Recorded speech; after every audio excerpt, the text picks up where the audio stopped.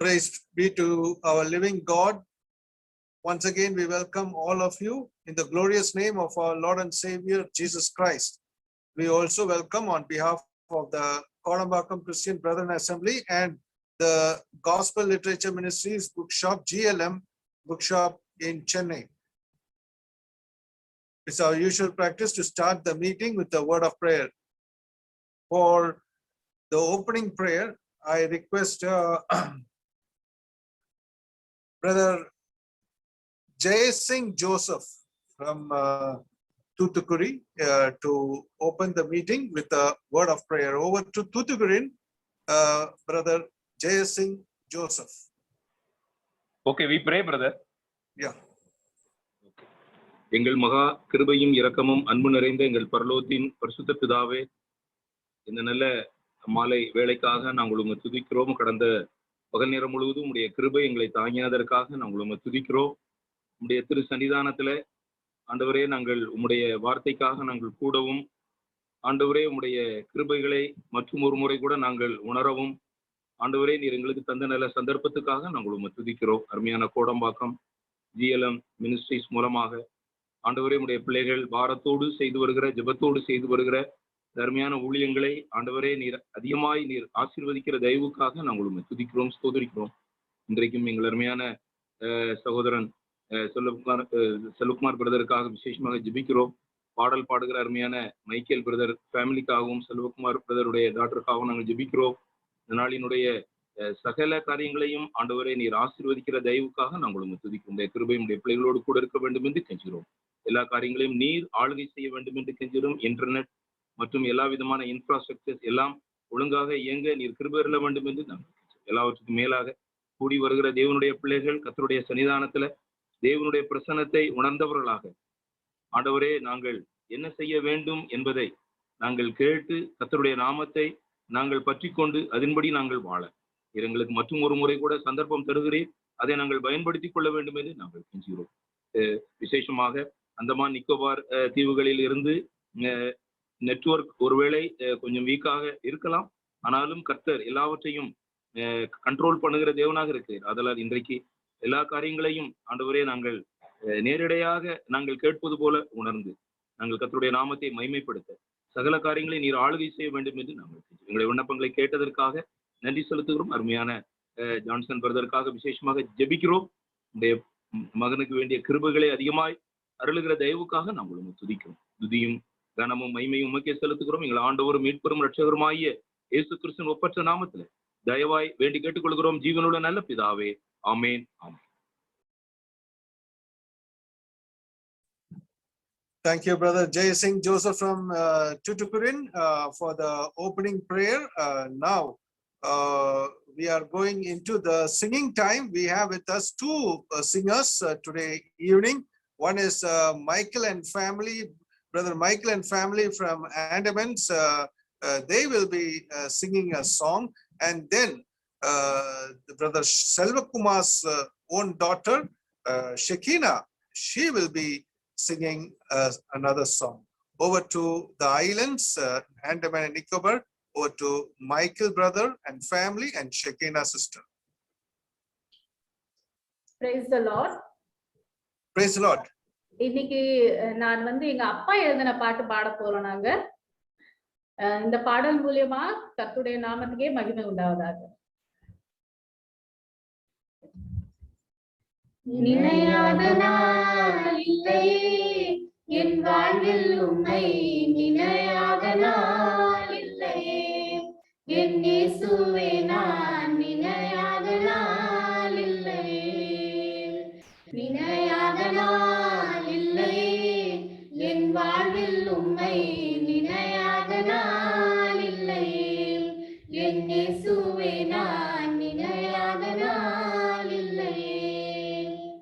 இரவும் பகலும் என்றும் என்னோடு இருப்பவரே, எந்த வினை வந்தாலும் விடுவித்து காப்பவரே, இரவும் பகலும் என்றும் என்னோடு இருப்பவரே, எந்த வினை வந்தாலும் விடுவித்து காப்பவரே, எந்த வினை வந்தாலும் விடுவித்து காப்பவரே, நினையாத நாள் இல்லையே என் வாழ்வில் உம்மை நினையாத நாள் இல்லையே என் இயேசுவே நான் நினையாத நாள் இல்லையே வாழ்க்கை பயணத்திலே என்னோடு வருபவரே நாளும் நடக்கையிலே என்னை என்றும் காப்பவரே வாழ்க்கை பயணத்திலே என்னோடு வருபவரே நாளும் நடக்கையிலே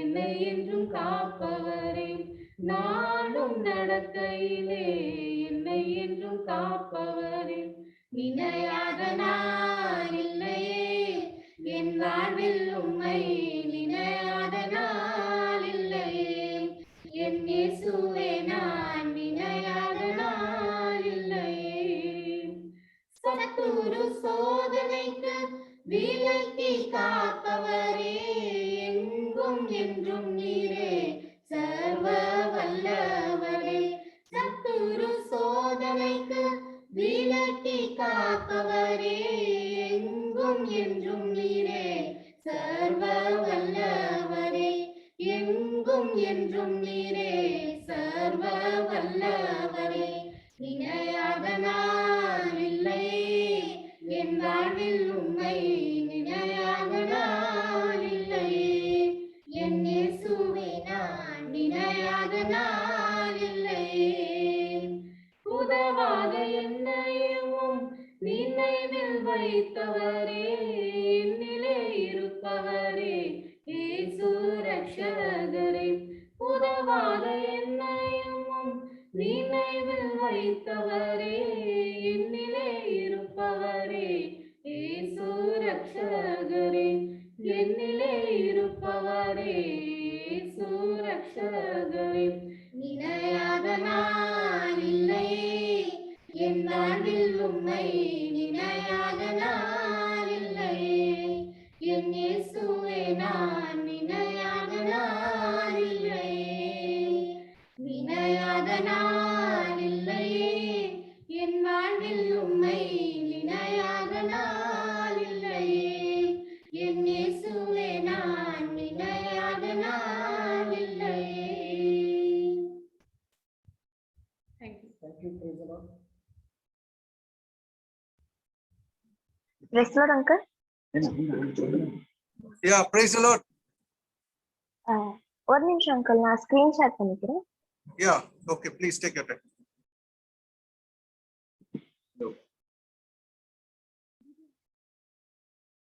Yeah.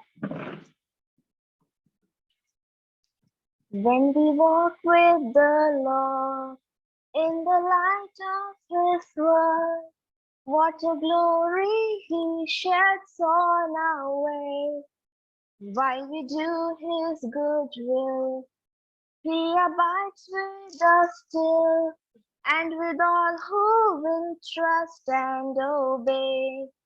Trust and obey, for there's no other way to be happy in Jesus, but to trust and obey. Not a shadow can rise, not a cloud in the skies, but a smile quickly drives it away. Not a doubt or a fear, not a sigh or a tear can abide while we trust and obey. Trust and obey, for there's no other way to be happy in Jesus, but to trust and obey. But we never can prove the delights of His love until all on the altar we lay. For the favor He shows, for the joy He bestows, are for them who will trust and obey. Trust and obey, for there's no other way to be happy in Jesus, but to trust and obey. Then in fellowship sweet, We will sit at his feet, or will walk by his side in the way. What he says we will do, where he sends we will go. Never fear, only trust and obey. Trust and obey, for there's no other way to be happy in Jesus, but to trust and obey. Thank you.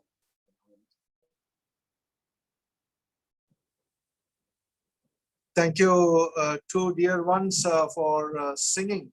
All the dear ones, 3 plus 1. We praise God. For the first song says, not a day goes by without remembering our Lord Jesus Christ. Yes, it is true. Every moment we have the Lord beside us. So every day we remember the Lord for his glory. Now the next song is even better, beautiful, blessed, trust and obey. There's no other way to be happy in Jesus, but to trust and obey.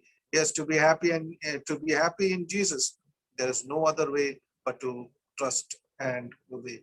May the good Lord enable us to follow the footsteps of our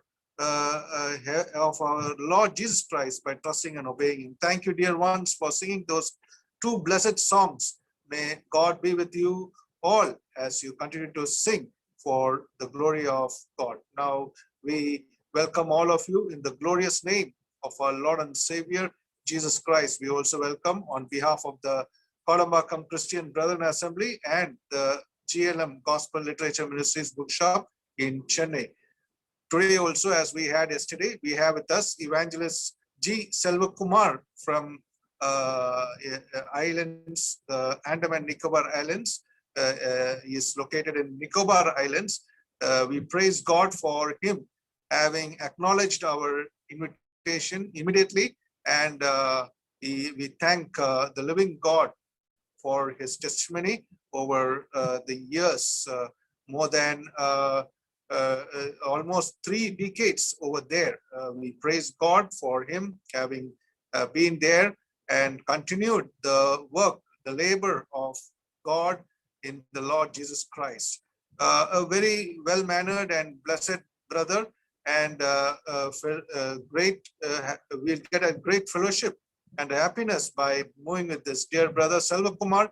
We praise God for him this evening time. Now we are into the 293rd Kodambakam Zoom Bible study meeting. We praise God for that, and also the participants, preachers, translators, singers, and those who have prayed earnestly for these meetings all these months and almost more than a year for the glory of God, that we would be benefited and we would redeem our time for his glory. We thank all of you for being a part of this ministry.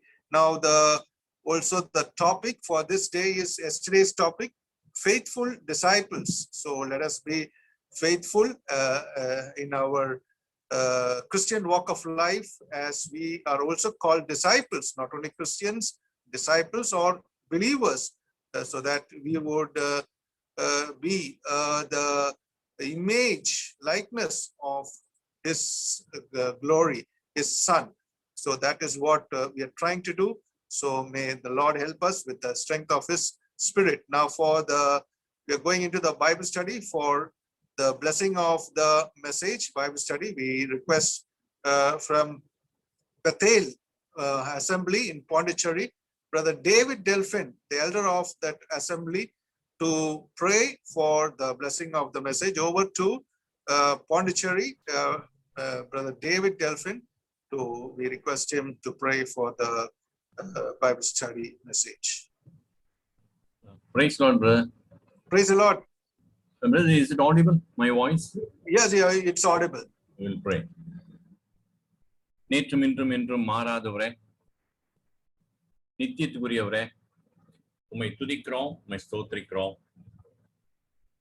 இந்த நாளுக்காக, இந்த நாளின் மாலை வேலைக்காக நன்றியோடு உம்மை துதிக்கிறோம், உம்மை ஸ்தோத்திரிக்கிறோம்.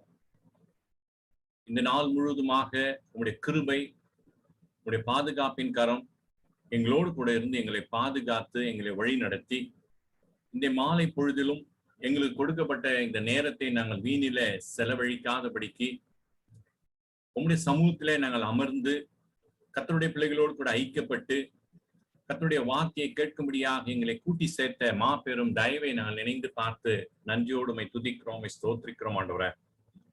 இந்த நாளிலும் எங்களுடைய அருமை சகோதரர் செல்வகுமார் அவர்கள் அந்தமான் மற்றும் நிக்கோபார் இந்த தீவுகளில உம்முடைய சித்தத்தின்படி நீர் அவரை அழைத்து சென்று கடந்த 30 வருடங்களாக கர்த்தருடைய ஊழியத்தை அந்த பகுதியில நிறைவேற்றி வர நீர் இம்மட்டும் கிருபை பாராட்டிருக்கிறீர். நன்றி செலுத்துகிறோம். அவருக்கும் அவருடைய குடும்பத்தாருக்கும் நீர் பாராட்டி வருகிற எல்லா விதமான கிருபைகளுக்காக நன்றி செலுத்துகிறோம். நேற்றைய தினத்திலும் கூட கர்த்தாவே எங்களோடு கூட அவர் இணைந்து ஆண்டவரே உண்மையுள்ள சீஷர்கள் என்ற அந்த தலைப்புல நாங்களும் இந்த வனாந்தர யாத்திரையில உங்களுடைய சீஷர்களாக இருக்கிறோம். எங்களுடைய வாழ்க்கையில எங்களுடைய ஊழியத்தின் பாதையில மற்ற காரியங்களிலே நாங்கள் எவ்விதமாக உமக்கு உண்மையுள்ளாய் உத்தமமாய் நாங்கள் காணப்படுகிறோம் என்பதை குறித்து பல உதாரணங்கள் மூலமாக நாங்கள் அறிந்து கொள்ள நீர் எங்களுக்கு உதவி செய்தீர் ஆண்டவரே. அதற்காக நன்றியோடு உம்மை துதிக்கிறோம், ஸ்தோத்திரிக்கிறோம் ஆண்டவரே. இந்த நாளிலும் அதே தலைப்பில நாங்கள் சிந்திக்க இருக்கிறோம். சகோதரனுக்கு வேண்டிய கிருபை நீதாமே கட்டளையிட்டிலும் ஆண்டவரே ஆவியானவரால் நீதாமே அதிகமாய் நிரப்பி உம்முடைய வல்லமையுள்ள வார்த்தையை கர்த்தாவே எங்கள் மத்தியில பகிர்ந்து கொள்ள நீதாம் உதவி செய்துள்ளும். உம்முடைய கிருபைக்குள்ளாக நீர் சகோதரனை நீர் மறைத்துக் கொள்ளும் ஆண்டவரே. உம்முடைய வார்த்தை மாத்திரம் கர்த்தாவே அது எங்களுடைய காதுகளிலே தொனித்து அதற்கேற்ற நிலைமையில எங்களுடைய வாழ்க்கையை நாங்கள் இந்த உலகத்துல வாழ நீர் எங்களுக்கு உதவி செய்யாம சமூகத்துல வேண்டல் செய்கிறோம். நாங்களும் எங்களுடைய வாழ்க்கையில கர்த்தாவே உமக்கு நாங்கள் உண்மையுள்ளாய் என் மரணம் எங்களை சந்திக்க மட்டும் உங்களுடைய வருகை இருக்க மட்டும் உண்மையுள்ளாய் நாங்கள் ஜீவிக்க வாழ நீதாம் எங்களுக்கு கிருபையை பாராட்டு. இந்த நாளிலும் பாடலை பாடின எங்களுடைய அருமை ஆண்டவரே ஜெயசிங் அவர்களுக்காகவும் மற்றும் அருமையான ஜெபித்த சகோதரனுக்காகவும் பாடல்களை பாடின எங்களுடைய அருமையான சகோதரர் மைக்கேலுக்காகவும் அவருடைய குடும்பத்தாருக்காகவும் மற்றும் மகள் ஷெக்கினாக்காக வருகிறோம் கர்த்தாவே. இந்த நாளிலே நாங்கள் ஒரு அருமையான பாடலை கேட்க நீர் எங்களுக்கு உதவி செய்தீர். கீழ்ப்படிவோம் தேவ சித்தம் செய்வோம் என்ற அந்த பாடலை நாங்கள் கேட்ட மாட்டோட ஆண்டவரே. தேவ சித்தத்துக்கு நாங்கள் எங்களை முற்றிலுமாய் ஒப்பு கொடுத்து கீழ்ப்படிந்து நாங்கள் வாழ வேண்டியவர்களாய் இருக்கிறோம் என்பதை கர்த்தாவே இந்த பாடலின் மூலமாக எங்களுக்கு உணர்த்தப்பட்டமைக்காக நன்றி செலுத்துகிறோம் ஆண்டவரே. தொடர்ந்து கர்த்தாவே இந்த கோடம்பாக்கம் சபையாருக்காக ஜெபிக்கிறோம் ஆண்டவரே. அவர்களும் மற்றும் எங்களுடைய அருமை சகோதரர் சந்தோஷ் ஜான்சன் அவர்களும் குடும்பமாய் கர்த்தாவே ஆண்டவரே இந்த ஊழியத்தில ஈடுபட்டு கடந்த 1 வருடத்திற்கு மேலாக இந்த ஊழியத்தை தொடர்ந்து அவள் நிறைவேற்றி வர நீர் இம்மட்டும் அவள் கிருபை பாராட்டிற்கு நன்றி செலுத்துகிறோம் ஆண்டவரே. ஆண்டவரே எந்த விதமான தோய்வும் இல்லாதபடிக்கு எந்த விதமான தடையும் இந்த ஊழியங்களில வராதபடிக்கு அந்த சபையாருக்கும் சகோதரனுடைய குடும்பத்திற்கும் நீர் கொடுத்துள்ள எல்லா விதமான கிருபைகளுக்காக சரீர சுகத்துக்காக பலத்துக்காக நன்றியோடு உம்மை துதிக்கிறோம், ஸ்தோத்திரிக்கிறோம் ஆண்டவரே. தொடர்ந்து இந்த ஊழியம் கர்த்தாவே உம்முடைய நாம மகிமைக்கு என்று நடந்தேற ஆண்டவரே இந்த தேவைகள் எல்லாம் சந்திக்க நீதாம் உதவி செய்யா சமூகத்தில் நாங்கள் வேண்டல் செய்கிறோம் கர்த்தாவே. மற்றும் இந்த புக் ஷாப் ஊழியங்களுக்காக வருகிறோம், GLM டிவிக்காக தொலைக்காட்சி ஊழியத்துக்காக வருகிறோம். அதுவும் கர்த்தாவே தொடர்ந்து நடைபெற இம்மட்டும் நீ உதவி செய்திருக்கிறேன் நன்றி செலுத்துகிறோம் கர்த்தாவே. இந்த மாலை நேரத்தில் கர்த்தாவே இம்மட்டும் நீர் பாராட்டிய எல்லா விதமான கிருபைகளுக்காக நன்றி செலுத்துகிறோம். உங்களுடைய சமூகத்துல நாங்கள் அமர்ந்து உங்களுடைய வார்த்தையை நாங்கள் கேட்க இருக்கிறோம். மீண்டும் சகோதரர் செல்வகுமார் அவர்களை கர்த்தாவே நம்முடைய கரத்துல நாங்கள் கொண்டு வருகிறோம். நீர் தாமே இந்த நாளில அவர் வளமையா எடுத்து எங்கள் மத்தியில உபயோகப்படுத்த முடியாத சமூகத்துல வேண்டல் செய்கிறோம். உங்களுடைய சமூகத்துல அமர்ந்து காத்திருக்க முடியாத நேரம் அது வீணான நேரம் அல்ல, அது ஆசீர்வாத நேரம் கர்த்தாவே என்பதை நாங்கள் அறிந்து எங்களை தாழ்த்தி உடைய சமூகத்தில் ஒப்புக் கொடுக்கிறோம். எல்லாவற்றையும் ஒப்புக் கொடுக்கிறோம். ஆண்டு கொள்ளும் வழி நடத்தும் மீட்பரும் அருமை ரட்சகருமாய் இருக்கிற கர்த்தராகிய இயேசு கிறிஸ்துவின் ஒப்பற்ற இன்ப நாமத்துல ஜெபத்தை ஏறெடுக்கிறோம் நேச தகப்பனே. ஆமென். Amen. Thank you, David Delphin uncle, for the prayer. Now, before going to the Bible study, just one announcement I want to make. On 30th June and 1st and 2nd July, we have Tamil Nadu family Zoom meet. So, Brother Fred Cawson, Evangelist Fred Cawson, is going to speak from USA. So, all of you prayerfully come to listen to the word of God, and also let it be for the glory of God, and may you all encourage others also in your assemblies, announce it in your assemblies, and make it a blessed time for his glory. So this is the announcement I want to make before going into the Bible study. Over to Brother Selvakumar in Nicobar Islands. கர்த்தருடைய நாமம் மையப்படுவதாக. இன்றும் கூட உங்களோடு கூட சேர்ந்து கர்த்தருடைய நாமத்தை மையப்படுத்தவும் கர்த்தருடைய வார்த்தையை பகிர்ந்து கொள்ளவும் இந்த வாய்ப்பை நல்கின கர்த்தருக்கும் அதுபோல கோடம்பாக்கம் சபையாருக்கும் இந்த ஊழியத்தை கடந்த ஒரு வருடத்திற்கு மேலாக தெய்வ சித்தத்தின்படி செய்து கொண்டிருக்கிற அருமையான சகோதரன் சந்தோஷ் ஜான்சன் அவர்களுக்காகவும் நாம் ஆண்டவருக்கு நன்றிகளை செலுத்துவோம், கர்த்தருக்கு ஸ்தோத்திரங்களை செலுத்துவோம். நல்ல பாடல்களை நாம் கேட்டோம். நினையாத நாடில்லை என்கிற அந்த பாடலை பாடின அந்த மைக்கேல் குடும்பத்திற்காக நாம் ஆண்டவருக்கு நன்றி செலுத்துவோம். அந்த சகோதரி வயலட்டுடைய தகப்பனார் தான் இந்த பாடலை எழுதினார். ஆகவே நம்முடைய வாழ்க்கையின் அனுபவத்தோடு கூட அது ஒத்துப்போகக்கூடிய ஒரு அருமையான பாடல். ஆகவே ஒவ்வொரு நாளும் நம்முடைய நினைவில் நம்முடைய கர்த்தராகிய இயேசு கிறிஸ்துவை நிறைந்திருக்கிறார் என்கிற அர்த்தமுள்ள பாடலுக்காக நாம் கர்த்தரை துதிப்போம், கர்த்தரை ஸ்தோத்தரிப்போம். அந்த குடும்பத்தாரை அருமையான சகோதரன் ஜெய்சிங் அவர்களுக்கும் நன்றாக தெரியும். அவர் இந்த நாட்களில் எங்கள் மத்தியில வந்த பொழுதும் மற்றும் இங்கிருந்து அந்தமானுக்கு கப்பல் பிரயாணம் செய்த பொழுதும் அந்த குடும்பத்தாரும் அவரோடு கூட அந்த கப்பல் பிரயாணத்தில் இருந்தார்கள். ஆகவே மீண்டுமாக உங்கள் அனைவருக்கும் ஆண்டவராய் இயேசு கிறிஸ்துவின் நாமத்தினாலே என்னுடைய குடும்பத்தின் சார்பாக கிரேட் நிக்கோபார் தீவிலே கூடக்கூடிய சபையின் சார்பாக வாழ்த்துதலை கூறிக்கொள்கிறேன். நேற்றைய தினம் எருசலேம் சபையில் சீசர்கள் எவ்விதமாக அவர்கள் ஆண்டவருக்கு சாட்சியாக வாழ்ந்தார்கள் என்று பார்த்தோம். சபைக்கு உள்ளாக வந்த பிரச்சனையை அவர்கள் எவ்விதம் சரிப்படுத்தினார்கள் என்று நாம் பார்த்தோம். கூடினார்கள், ஜெபித்தார்கள், தேவ சித்தத்தின்படி யோசனை அங்கு கொடுக்கப்பட்டது. அதனால் எருசலேமிலே விசுவாசிகள் பெருகினார்கள் என்று பார்க்கிறோம். ஆகவே சபையானாலும் சரி, விசுவாசிகளானாலும் சரி, விசுவாசிகளுடைய குடும்பத்திலும் நமக்குள் இருக்கக்கூடிய நம்மிடத்திலிருந்து எழக்கூடிய பிரச்சனைகள், உபத்திரவங்கள், போராட்டங்கள், பிரிவினைகளை நாம் அதை சரி செய்ய வேண்டும் என்று நாம் பார்த்தோம். அதை தொடர்ந்து ஸ்தேவானுடைய ஊழியத்தை குறித்து நாம் பார்த்தோம். ஸ்தேவான் விசுவாசத்தினாலும் வல்லமையினாலும் நிறைந்தவனாய் அவன் சுவிசேஷத்தை அறிவிக்கவும் அநேகர் விசுவாசிக்கும் செய்தார்கள். ஆகவே அவனுக்கு விரோதமாக அநேகர் எழும்பினார்கள் எருசலேமிலே. ஆனால் ஸ்தேவானோடு கூட அவர்களால் தர்க்கம் செய்ய முடியவில்லை. ஏனென்றால் அவன் பேசின ஞானத்திற்கும் ஆவிக்கு விரோதமாக எழும்ப முடியவில்லை. அவனுடைய முகம் தேவ தூதனுடைய முகத்தை போல காட்சியளித்தது என்று பார்த்தோம்.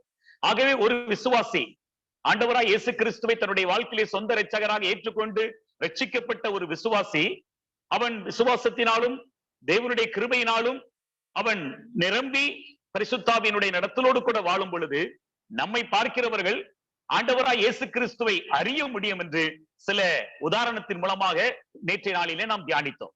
சரி, இன்றைய தியானத்திற்காக 7வது அதிகாரத்திற்கு நாம் கடந்து செல்வோம். உங்களுடைய கைகளில் இருக்கிற வேத புஸ்தகத்திலே அப்போஸ்தலர் 7வது அதிகாரத்தை நாம் எடுத்துக்கொள்வோம். இப்பொழுது எல்லாருடைய கண்களும் ஸ்தேவானை நோக்கியே இருக்கின்றது. எல்லாரும் ஸ்தேவானையே பார்க்கிறார்கள்.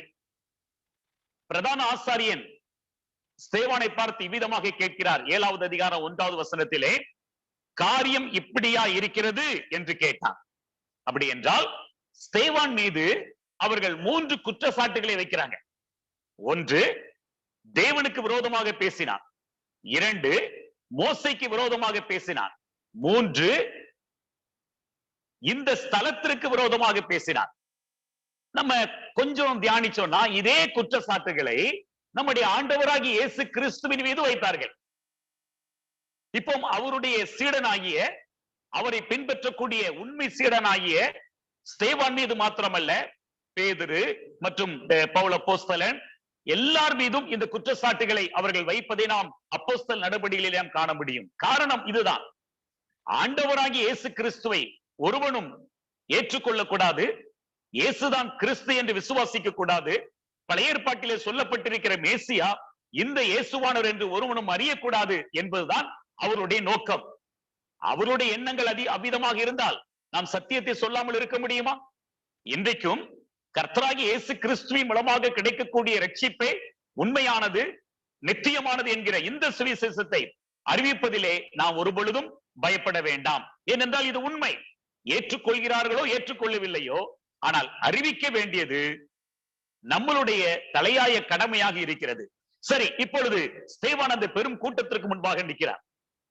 பெரும் கூட்டத்திற்கு முன்பாக நின்று ஒரு நீண்ட ஒரு பிரசங்கம் செய்கின்றார். நாம் ஏற்கனவே தியானித்தோம், விசுவாசத்தினாலும் வல்லமையினாலும் பரிசுத்த ஆவியினாலும் நிறைந்தவனாக அங்கு ஸ்தேவான் காணப்பட்டார். அப்போ இந்த கூட்டத்திற்கு முன்பதாக என்ன பேச வேண்டும், எப்படி பேச வேண்டும், எவ்விதம் பேச வேண்டும் என்று ஆவியானவரினால் நடத்தப்பட்டார். நம்ம மத்தேயு 10வது அதிகாரத்துல நம்முடைய ஆண்டவராய் இயேசு கிறிஸ்து சொல்லக்கூடிய ஒரு வார்த்தையை நம்ம பார்க்கலாமா? மத்தேயு 10. ஆண்டவர் அவர்களை பார்த்து சொல்றாரு, 19வது வசனம் 20வது வசனம். அவர்கள் உங்களை ஒப்பு கொடுக்கும் போது, யாருக்கு முன்பதாக? 18வது வசனத்தில் இருக்குது. புறஜாதியருக்கு சாட்சியாக என் நிமித்தம் அதிபதிகளுக்கு முன்பாக ராஜாக்களுக்கு முன்பாக கொண்டு போகப்படுவீர்கள். அவர்கள் உங்களை ஒப்புக் கொடுக்கும் போது எப்படி பேசுவோம் என்றும் என்னத்தை பேசுவோம் என்றும் கவலைப்படாதீர்கள். நீங்கள் பேச வேண்டுவது அந்நேரத்தில் உங்களுக்கு அருளப்படும். பேசுகிறவர்கள் நீங்கள் அல்ல, உங்கள் பிதாவின் ஆவியானவரே உங்களில் இருந்து பேசுகிறவர். எவ்வளவு அருமையான வார்த்தை இல்லையா? நம்முடைய ஆண்டவர் இயேசு கிறிஸ்து சொன்னது. இவ்விதமாக ஒரு நீங்கள் எங்கேயாவது நிறுத்தப்படும் பொழுது, இதை பார்க்கும் பொழுது வேறு விதமாக நம்ம அதை வியாக்கியானம் பண்ணக்கூடாது. இப்ப நம்ம ஒரு இடத்துல கூப்பிட்டு இருக்காங்க, மினிஸ்ட்ரிக்காக, ஊழியத்திற்காக, கர்த்தருடைய வசனத்தை நம்ம அறிவிக்கிறதுக்காக. அப்ப நம்ம அதை ஆயத்தம் பண்ணிட்டு போறோம். அங்க போய் அந்த மக்களுடைய மனநிலை அறிந்து ஆவியானவர் நம்ம கிட்ட பேசும் பொழுது நாம் கர்த்தருடைய வார்த்தையை சொல்றோம். ஆனால் இது நம்மை அவர்கள் அதிபதிகள் முன்பதாக, மற்ற மத தலைவர்களுக்கு முன்பதாக, அந்நியர்களுக்கு முன்பதாக, அவிசுவாசிகளுக்கு முன்பதாக, நம்மை குற்றம் சாட்டினவர்களுக்கு முன்பதாக நிற்கும் பொழுது நாம் என்ன பேச வேண்டும், எப்படி பேச வேண்டும், எதை பேச வேண்டும் என்று ஆவியானவர் நமக்கு உதவி செய்வதற்கு நாம் ஆவியில் நிறைந்து தேவனுடைய வார்த்தையை நாம் அறிவிக்க வேண்டும். அதைத்தான் நீங்க ஸ்தேவான் செய்கிறார். அப்ப ஒரு விசுவாசி, ஒரு தேவனுடைய மனிதன் ஆவியினால் நடத்தப்படக்கூடியவனாக இருக்க வேண்டும். பரிசுத்த ஆவியினாலே அவன் நடத்தப்படக்கூடியவனாக இருப்பான் என்றால் எங்கு, யாரிடத்தில், எப்படி, எதை பேச வேண்டும் என்று அவர்கள் அறிந்திருப்பாங்க. நீங்க அப்போஸ்தலர் நடபடிகள் முழுவதும் வாசித்து பார்த்தீங்கன்னா அங்க அவர்கள் எல்லாருமே ஆவியினால் நடத்தப்பட்டு அவங்க பிரசங்கம் பண்ணியிருப்பாங்க. இப்போ உதாரணத்திற்கு யூதர்கள்ட்ட பேசும் பொழுது, அது ஸ்தேவானாக இருக்கட்டும், அது பவுல் அப்போஸ்தலனாக இருக்கட்டும், யாராக இருக்கட்டும், யூதர்கள்ட்ட பேசும் பொழுது ஆபிரகாம் முதற்கொண்டு அந்த சரித்திரத்தை அவங்க கிட்ட சொல்லி கிறிஸ்துவில் முடிப்பாங்க. நல்லா கவனிங்க.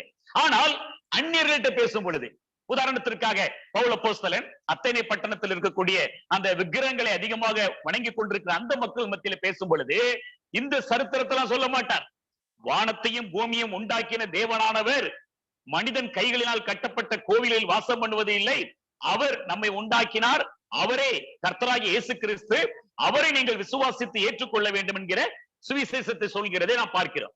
இது எபேசு நகரத்திலும் சரி, அத்தனை நகரத்திலும், அதே வேளையில எருசலேமில் பேசும் பொழுது எல்லா சரித்திரங்களையும் சொல்லுவார். ஆபிரகாமில் இருந்து நானும் அவ்விதமாக இருந்தேன் என்று சொல்லுவார். சில இடங்களிலே நேரடியாக தன்னுடைய சாட்சியை சொல்வார் பவுல் அப்போஸ்தலன். அப்போ இதெல்லாம் தேவனால் அவர்கள் நடத்தப்பட்டார்கள் என்பதை நாம் அறிந்து கொள்ள முடியும். அப்ப நாமும் தேவனால் பரிசுத்த ஆவியினாலே நடத்தப்படுவோம் என்றால், ஆவியானவருடைய ஒத்தாசையோடு கூட நாம் பேசுவோம் என்றால், எங்கு அவிசுவாசிகள் என்றாலும், அவர்கள் விசுவாசிகள் என்றாலும், அல்லது தேவனுக்கு விரோதமானவர்கள் என்றாலும், நம்மை விரோதிக்கிறவர்களாக என்றாலும், நம்மை குற்றம் சாட்டியவர்களாக இருந்தாலும் சரி, நாம் தேவ ஆவியின் நடத்தலோடு கூட பேச முடியும். அந்த விதமான ஒரு பேச்சை தான், அந்த விதமான ஒரு பிரசங்கத்தை தான் இங்கு இந்த ஸ்தேவான் என்பவர் இங்கு அப்போஸ்தலர் 7வது அதிகாரத்திலே பேசுகிறதை நாம் பார்க்க முடியும். அவர் நீண்ட ஒரு பிரசங்கத்தை செய்கிறார். நீண்ட ஒரு பிரசங்கம் 7வது அதிகாரத்திலே ஸ்தேவான் மூலமாக அங்கு அறிவிக்கப்படுகிறது. பரிசேயர்கள், பிரதான ஆசாரியர்கள் மற்றும் யூத மதத்திலே வைராக்கியம் உள்ள அநேகர் கூடியிருக்கக்கூடிய அந்த இடத்திலே பரிசுத்த ஆவியினால் நடத்தப்படக்கூடியவனாக அங்கு பரிசுத்தாவினுடைய துணையோடு கூட ஸ்தேவான் செய்யக்கூடிய பிரசங்கம் தான் 7வது அதிகாரத்திலே பரிசுத்த ஆவியினால் நமக்கு பதிவு செய்யப்பட்டிருக்கிறது. அதை நாம் முழுவதும் வாசிப்பதற்கு நமக்கு நேரம் குறைவு. ஆனால் அதிலிருந்து சில காரியங்களை கற்றுக்கொள்ள தேவன் நமக்கு கிருபை செய்வாராக. நான் இந்த 7வது அதிகாரத்திலிருந்து ஸ்தேவான் பேசினதையும் ஸ்தேவான் நடந்ததையும் இந்த நாளிலே உங்களோடு கூட அறிவிக்கவும், அது நமக்கு அது ஆவிக்குரிய வாழ்க்கைக்கு பிரயோஜனமாக இருக்கவும் தேவன் நமக்கு கிருபை செய்வராக. முதலாவதாக ஸ்தேவான் அவரிடத்திலே சொன்ன சத்தியத்தின் முதல் காரணம், தேவன் மாறாதவர். தேவன் மாறாதவர். சர்வ வல்லமை உள்ள தேவன் ஆதி முதற்கொண்டு இதுவரைக்கும் அவர் மாறாதவராகவே இருக்கிறார். அதான் ஸ்தேவானுடைய பிரசங்கத்தினுடைய முக்கியமான ஒரு காரியம். நம்ம இத பழைய ஏற்பாட்டுல கூட பார்க்கலாம். நம்ம மல்கியா தீர்க்கதரிசனுடைய புஸ்தகத்துக்கு வாங்க. மல்கியா தீர்க்கதரிசனுடைய புஸ்தகம் 3வது அதிகாரத்துல 6வது வசனத்தை பாருங்க. 3:6. நான் கர்த்தர், நான் மாறாதவர். என்னாகமும் 23:19 என்ன சொல்லப்பட்டிருக்கு? மனம் மாறுவதற்கு நான் மனிதன் அல்ல. அப்படி நீங்கள் புதிய ஏற்பாட்டிற்கு வாருங்கள். எபிரேயர் 13வது அதிகாரம் 8வது வசனத்தை நான் வாசித்து பார்த்தால், கர்த்தராகிய இயேசு கிறிஸ்து நேற்றும் இன்றும் என்றும் மாறாதவராக இருக்கிறார்.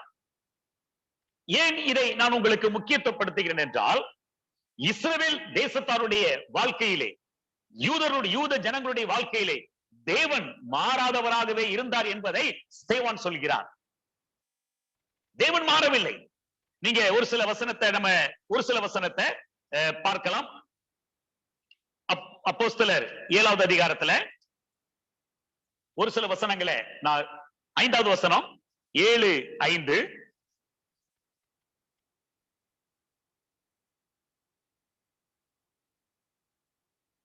நாலாவது வசனத்திலிருந்து வாசிக்கிறேன். அப்பொழுது அவன் கல்தேர் தேசத்தை விட்டு புறப்பட்டு காரானூரிலே வாசம் பண்ணினான். அவனுடைய தகப்பன் மரித்த பின்பு அவ்விடத்தை விட்டு நீங்கள் இப்பொழுது குடியிருக்கிறது இத்தேசத்திற்கு அவனை அழைத்து கொண்டு வந்து குடியிருக்கும்படி செய்தார். ஆபிரகாம்ல இருந்து ஆரம்பிக்கிறது. ஆபிரகாம்ல இருந்து இங்க அவர் சொல்றார். 3 முக்கியமான நபர்களை தன்னுடைய பிரசங்கத்தில் அவர் அங்கு கூட்டிட்டு காமிக்கிறார். ஒன்று ஆபிரகாம், 2வது யோசேப்பு, 3வது மோசே. 3 அந்த இஸ்ரவேல் மக்கள் மத்தியில் உள்ள மிகவும் பிரபலமான, அவர்கள் மதிக்கக்கூடிய 3 பேரை அங்கு எடுத்து அங்கு அவர்கள் மத்தியிலே அறிவிக்கிறார். தேவன் ஆபிரகாமுக்கு வாக்கு கொடுத்தார். வாக்கு மாற அவர் மனுபுத்திரன் அல்ல. யோசேப்பை அவர் அங்கு எழும்ப பண்ணினார். அதற்கு பிற்பாடு தேவன் மோசே மூலமாக இஸ்ரவேல் தேசத்து மக்களை, உங்கள் முற்பிதாக்களை தேவன் வனாந்தரத்தில் நடத்தி கொண்டு வந்தார். வனாந்தரத்தில் நடத்தி கொண்டு வந்து உங்களை அதற்கு பிற்பாடு கானான் தேசத்திலே குடியிருக்க பண்ணினார். உங்களுக்கு ராஜாவை கொடுத்தார். உங்களுடைய எதிரிகளை எல்லாம் அழித்தார். இப்படி தேவன் உங்களுடைய வாழ்க்கையில் செய்தவைகளிலே தேவன் எல்லாவற்றையும் நேர்த்தியாய் செய்தார். தேவன் தான் கொடுத்த வாக்குத்தத்தத்தில் மாறவில்லை. தேவன் மாறாதவர். எவ்வளவு பெரிய ஒரு சந்தோஷமான ஒரு மகிழ்ச்சியான ஒரு காரியம் இல்லையா? இந்த செய்தியை கேட்டுக்கொண்டிருக்கிற அன்பு சகோதரனே, சகோதரியே, மாறாத தேவனிடத்திலே செல்லாமல் மனுவர்க்கம் மாறி போகக்கூடிய, அழிந்து போகக்கூடிய மனிதனை நோக்கி உலகம் சென்று கொண்டிருக்கிறது. இன்றைக்கும் கூட புதிய ஏற்பாட்டு இந்த காலத்தில் வாழ்ந்து கொண்டிருக்கிற, சபையினுடைய காலத்தில் வாழ்ந்து கொண்டிருக்கிற நாமும் கூட அநேக நேரத்திலே மறந்து விடுகிறோம் நம் தேவன் மாறாதவர் என்று. அவர் மாறாதவர். அவருடைய குணம், அவருடைய தன்மை, அவருடைய வல்லமை, அவருடைய அன்பு, அவருடைய இரக்கம், அவருடைய கிருபை எதுவும் புதிய ஏற்பாடு பழைய ஏற்பாட்டிலே அவர் மாறாத தேவனாக இருக்கிறார். ஆனால் மனிதனோ இவ்வளவு அருமையான தேவனை அறிந்திருந்தும் கேட்டிருந்தும் அவரிடத்திலே செல்லாமல் இன்றைக்கு முளைத்து நாளைக்கு அடுப்பிலே போடப்பட புல்லுக்கு சமமான மனிதனை நோக்கி போகிறான். அழிந்து போகக்கூடிய மனிதனை நோக்கி போகிறான். எவ்வளவு பெரிய ஒரு துக்ககரமான காரியம் அல்லவா? ஆகவே நம்முடைய தேவன் மாறாதவர். நம்ம அதிலே சந்தோஷப்படுவோம். வாக்கு கொடுத்தவர் மாறாதவர். ஆண்டவராய் இயேசு கிறிஸ்து வாக்கு கொடுத்து விட்டுதான் சென்றிருக்கிறார். உங்களுக்காக ஒரு ஸ்தலத்தை ஆயத்தம் பண்ண போகிறேன் என்று நிச்சயமாக வருவார். நிச்சயமாக வருவார். அவருடைய வருகை நம்முடைய மரணம் அதற்கு முன்பாக இருக்கும் என்றால் நாம் அவரிடத்திலே செல்வோம். இதெல்லாம் அருமையான தேவனுடைய பிள்ளைகளே, நம்முடைய தேவன் மாறாதவர் என்பதை அறிந்திருக்கிறோம். ஆகவே நம்முடைய முழு நம்பிக்கையும் மாறாத தேவன் மீது இருக்க வேண்டும். ஆனால் இஸ்ரவேல் மக்கள் எப்படி இருந்தாங்க? அவங்க ஸ்தேவான் அவங்களை குற்றம் சொல்றாரு. ஸ்தேவான் அவங்க குற்றம் சொன்னாங்க. இவன் மோசைக்கு விரோதமாகவும் தேவனுக்கு விரோதமாகவும் இந்த ஸ்தலத்திற்கு விரோதமாகவும் பேசுறான். ஆனா இங்க ஸ்தேவான் அவர்களை குற்றம் சொல்றான். தேவன் மாறவில்லை, நீங்கள் மாறினீர்கள். உங்களுடைய சுவாபம் மாறினது. நீங்கள் தேவனுக்கு விரோதமாக கலகம் பண்ணினீர்கள் என்று தேவனுக்கு அவன் அந்த ஜனங்களை குற்றப்படுத்துகிறான். அந்த ஜனங்களுக்கு விரோதமாக செய்கிறான். காரணம் ஏசாயா தீர்க்கதரிசில என்ன சொல்லுது பாருங்க. ஏசாயா 1வது அதிகாரம், ஏசாயா 1வது அதிகாரம், அதுல 2வது 3வது வசனம் நான் வாசிக்கிறேன், கவனிங்க. ஏசாயா 1வது அதிகாரம் 2வது 3வது வசனம். வானங்களை கேளுங்கள், பூமியே செவிகொடு, கர்த்தர் பேசுகிறார். நான் பிள்ளைகளை வளர்த்து ஆதரித்தேன், அவர்களோ எனக்கு விரோதமாக கலகம் பண்ணினார்கள்.